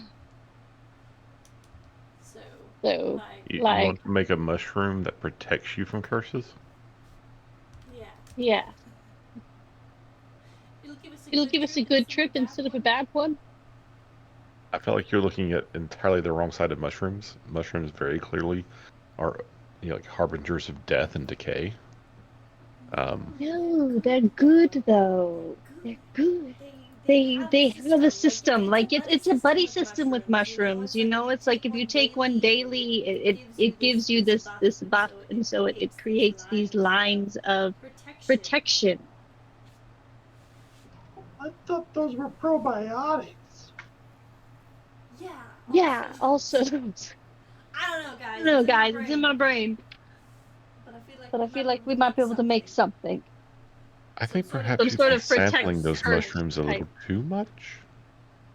That is true too, yes. But I'm sure that there's some sort of plant in here or something that could help us. It doesn't have to be mushrooms. It's just my first option. It's my first choice. But some sort of something There are traditionally herbs of various kinds that offer protective enhancements. Perhaps we could brew a potion of some kind. Yeah, something like that, or like a trinket that I could give everyone to wear, or something. I don't know. Magical, like a pendant or a parapet. Yeah, but you know, using plants and shit, because that's what Or we're maybe doing. some sort of ointment that would be good for warding off unwanted evil magics. Similar to the way garlic might hold out a vampire. Yeah, see, you get it. I just gotta figure out what it would be that would hold out curses. What are we trying to ward off? You know, rapes is a new fear. Possession? Possession's a good one. Spirits of an evil nature? Yeah, all of those definitely tick the boxes. So something that more or less wards off possession. Yes. I think that would be really good. So like weird things. Like a protection from good and evil. Yeah, something like that. But something that wouldn't require you to cast a spell. That would have a more permanent effect, or at least one that, if you keep it with you, would aid you. Is there anything that's naturally occurring that has protection from evil? I don't know. That's I think I read in a book one time about a plant called kingsfoil.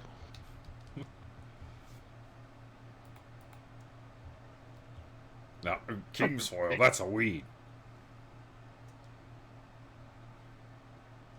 Perhaps. But I could just be misremembering another life. I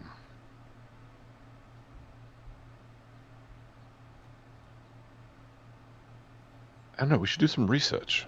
Yes, definitely to the books, Definitely. to the... I think somebody should make a nature check. And maybe with advantage if you're helping each other. Got a +5, what do you have? You get advantage. You get advantage. There we go. There we go. 21. I mean, Nick needs to... oh, you know what? Hold on, I have an idea. Let me look at something.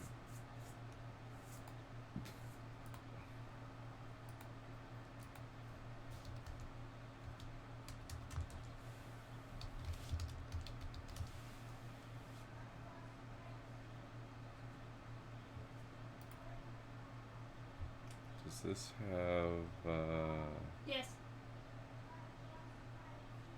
Will you put your pajamas on? holy water or powdered silver and iron? Well, generally holy water is what would provide some kind of that effect. So if you could maybe make a pendant made out of holy water or something like that, that could work maybe. Don't like the maybes. I mean, we don't have the answer right this second. This is something that I want to kind of work on throughout the year. Sure. It's a first draft. It's the first draft, yes. This is my downtime project, is trying to create something that'll help us not get possessed by wraiths and curses, preferably. Yield of some sort. I don't know. Any other downtime activities that would like to be accomplished? Well, Bryn's going to go to the library, and look up anything else she can find, related materials to the books the professor recommended, and I don't know, I'm guessing she didn't find anything in that first pass through those books, so anything else, and then she's gonna go to work, in the basement, and that'll be it. All right, so you get your 5 gold for working your job at the bar, And you're reading your books. Did you give me a history check on those books? No, but I can. Please roll me a history check. As you were reading at the bar late one night.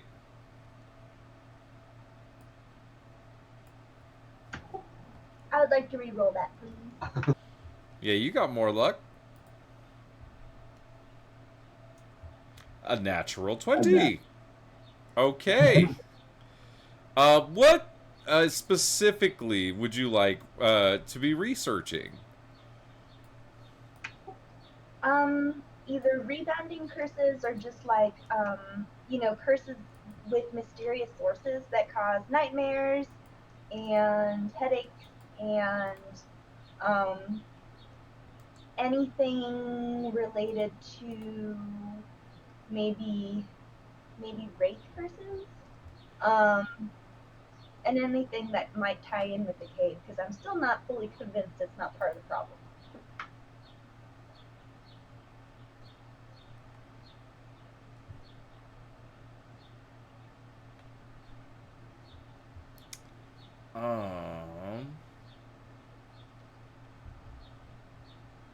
So you are doing some research and you kind of get tunneled in on a little bit about just the kind of that when you were detecting the magic and there was that extra thing, it was just weird, and that aura of enchantment had that like oddity to it. And so you started doing some research, and you come across the phrase that the professors that kind of said that stuck out in your mind was that the orb that she found had a twin. And so you kind of were just thinking about like that, and just how that kind of orb that the professor had was kind of had a very similar kind of enchantment, bit of an aura. And you found that the twin orb that she was talking about was found in an expedition that Killian's dad led, or Killian's grandfather led.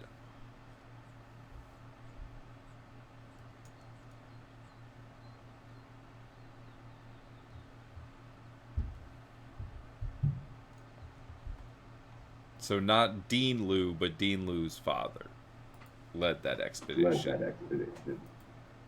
Okay, and was there any indication of how they had decided to start digging there? For example, does a Book of the Dead point to the direction of that location, and a Book of the Living points to the location of the other orb, perhaps? Something easy like that? I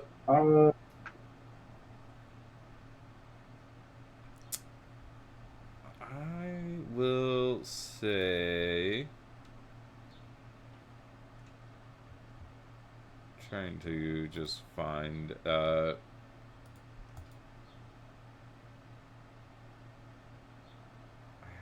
had this. Where was it? Sorry. It's in the cave, isn't it? No, it's not. That'd be so convenient for me, though. The dean was talking about the Fortress Badlands, and you know that the Badlands are kind of this place where there are quite a few ancient ruins, and you found that this expedition was also in the Badlands.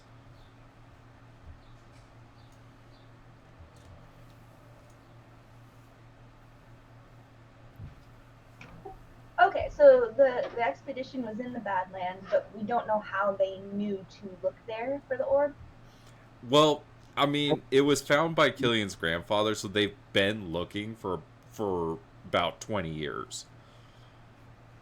So there was no, like, map or a ancient journal or like there's no Nope, they just they've been excavating it and they finally found it. They literally just started digging blindly and eventually found it? Yeah, I mean, no, they're excavating. They've been excavating the fortress Badlands and things like that. Okay, and this is something they found over the course of that. Yeah, over 20 years. Yeah. Were they specifically looking for that orb, or were they just excavating looking for anything? Lorehole historians, they generally are looking for the stories of all sorts of things. But it's unclear. Unclear. Okay, fair enough. Alright, so there's no, like, way to reverse engineer this and find where the other orb might be. No, like, secret nook of papers or anything like that. Okay. At least no one knows.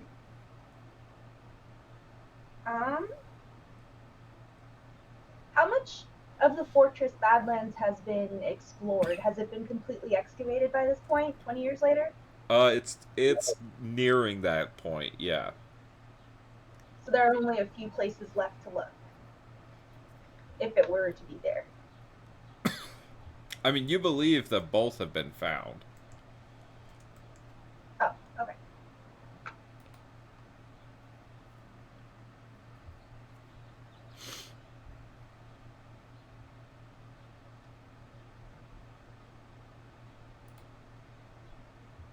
Did you have any extracurriculars that you wanted to join, Bryn?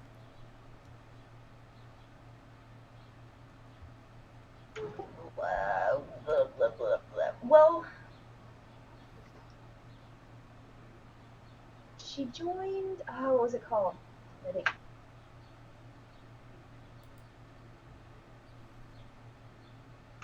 Dead Languages Society. Ah, yes, with Quintilius.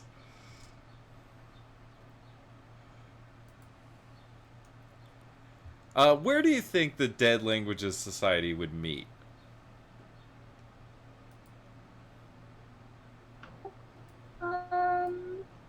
Probably on the third floor of the library.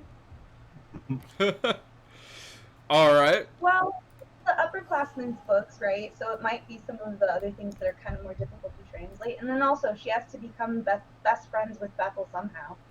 Well, and, you know, Quintilius does not mind being here. So, you have your first meeting of the year of the Dead Languages Society. Quintilius says, "Oh, Bryn, it is so lovely to see you. Everybody is so pedestrian in the way they talk, but you are so beautiful in the way that you talk, and I just admire you. Why will you not be on stage with me? You would simply shine in front of everyone." Oh dear, please no, I don't think I could. I must not prefer to be in the background and, not take the spotlight. I'd rather not. No, thank you. That's what Tasha's always saying, but, you know, for us that have the itch for the craft, you know, the call is unresistible.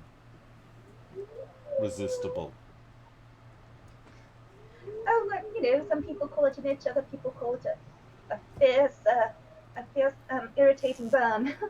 But I live to see you on the stage continuous, so, whenever you're having a performance, I'm there. In the audience, of course.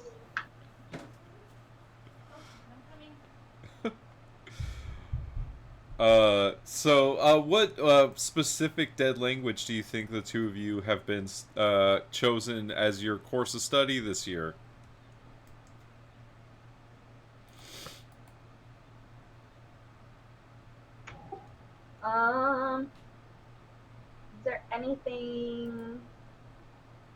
Is there a list of dead languages in this world?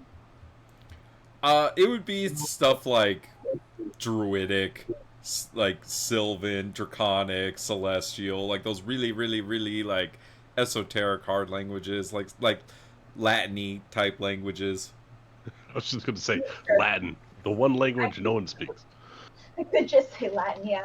That's the only one I could think of. It's like dead languages, yeah. What else? In which case,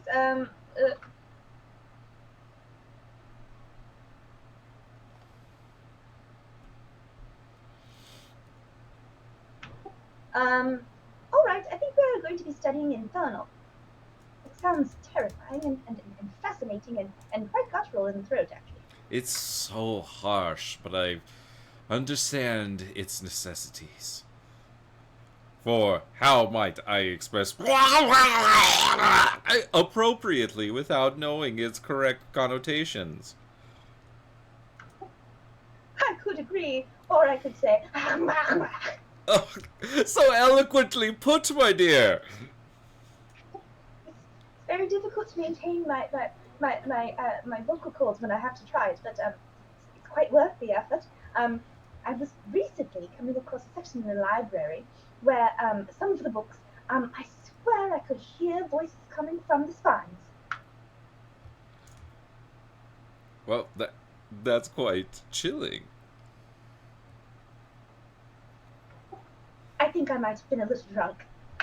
Oh, you must be careful, dear. Don't be drinking your own supply.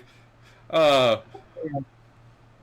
do occasionally wander the stacks after a tipple or two after my shifts. It definitely happens.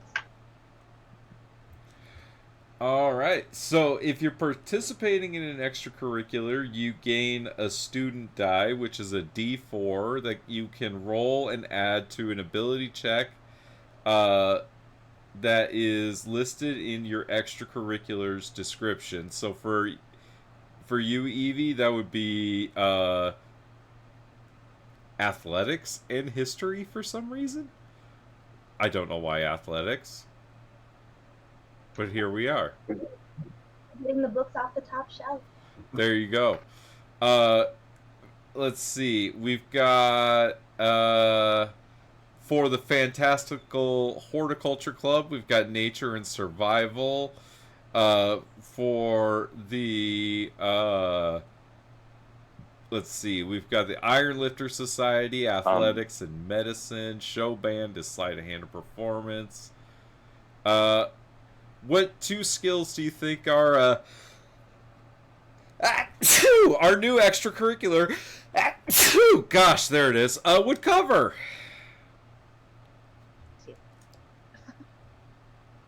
We're discussing that right now. And I heard a Tasha in there somewhere. Oh. Apparently not.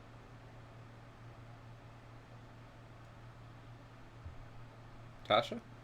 Hello? Hello? Hi. Did you have some downtime Working. things you wanted to do? Yes, Tasha would like to go work in the techie department at the drama. Right! The Drama Club, the Distinguished Society of Fine Arts. Right? No. Where's my drama? Play Actors Drama Guild. There we go. So your skills are going to be Arcana and Deception. Working there, obviously Quintilius is there, but you also occasionally run into Rubina Larkingdale, who when you run into her, she says, "Hey, can you tell Lavinia thanks for the tip? My headache went away when Shivatri cast that remove curse." Of course, I'll let her know. And then next time I see her. Thanks. Hey, what play do you think we should do this year?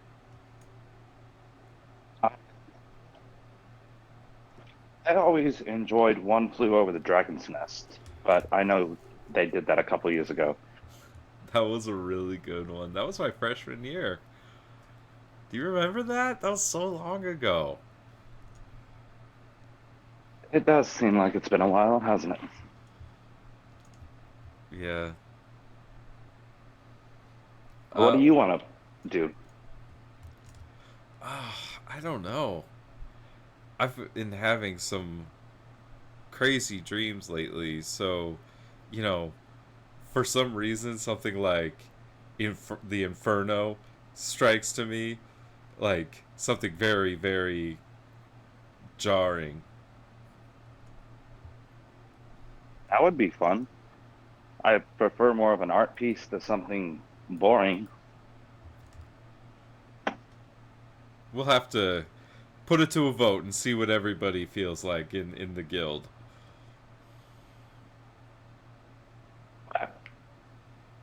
I'm pretty sure I could convince Quint to join my side.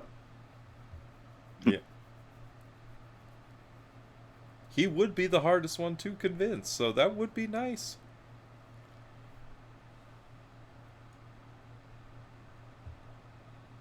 Have you ever heard of the story of the Blood Avatar? Oh, that sounds pretty interesting, though. It's just supposed to be this, like, story about this, like, entity that could...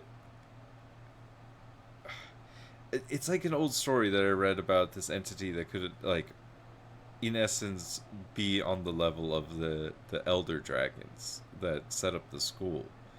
And I hadn't heard of many beings of that such a nature. So I was just wondering if it was like something you had heard about. No, but it's wise to beware stories of old. There are beings of great and terrible power. What do you mean? Like what?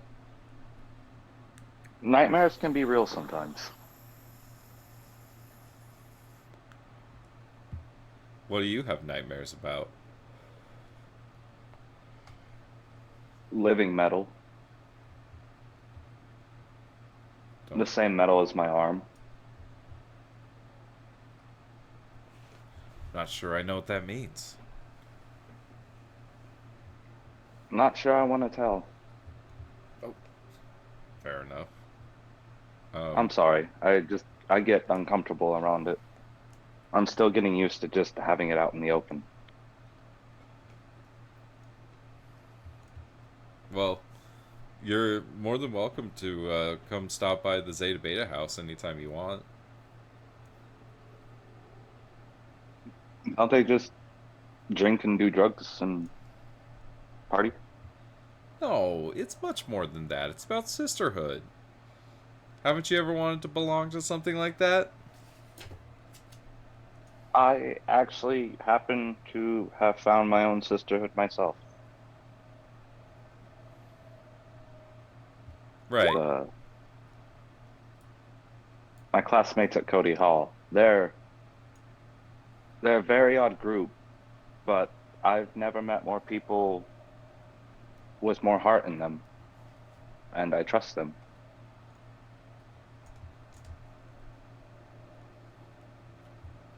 Well, that's where we're going to end it for tonight. On that very loving and happy note about Cody Hall and the Cody kids. And right when Summer and I figured everything out. All right, hit me with it. What we got? What's our official name for this extracurricular? Go on, Summer. We have decided that our club name will be Maximum Legend. Yes, Fabian Seacaster, Maximum Legend.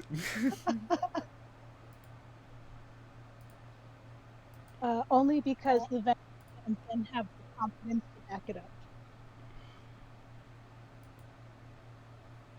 up. And the skills that we would like incorporated into it is survival and acrobatics.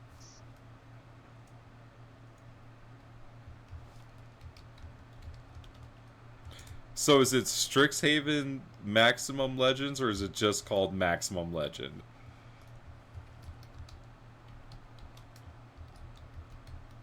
Do we have to attach Strixhaven's name to it? No, like the Dead Language Society doesn't have that or anything like that. So it's just called, okay, Maximum Legend.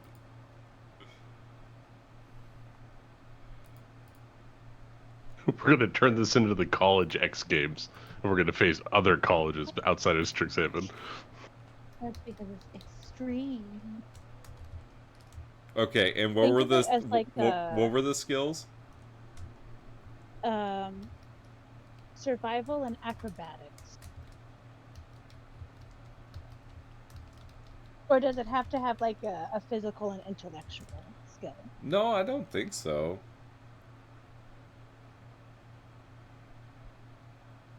No, because there's a couple that are like insight and religion. Those are both like kind of intellectual, so it's fine. Acrobatics and survival. Perfect. And then we've got members.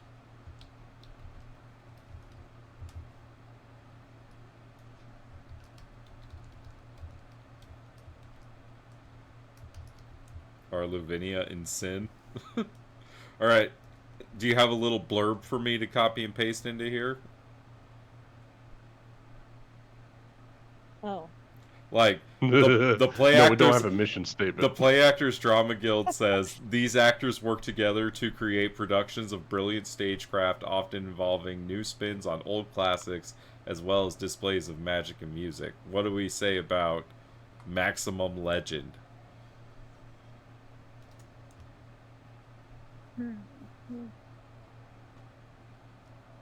Maybe... Huh? You go ahead. No, I was going to say, can we think about it over the week and get it back to you? Yeah, Not absolutely. everybody. You could stick that in the Discord, and then we'll put it in there. So you let me know what the mission statement of Maximum Legend is. Have a good night, Ben. Have a good night, Ben. Bye, Ben. Thanks Night, for Ben. playing, everybody. Happy birthday, Rachel. Happy birthday, Rachel. Happy birthday, Rachel! Happy birthday, Rachel. Thank you. And have a good night, everybody. Funny words, magic man, Have a nice day. Yeah.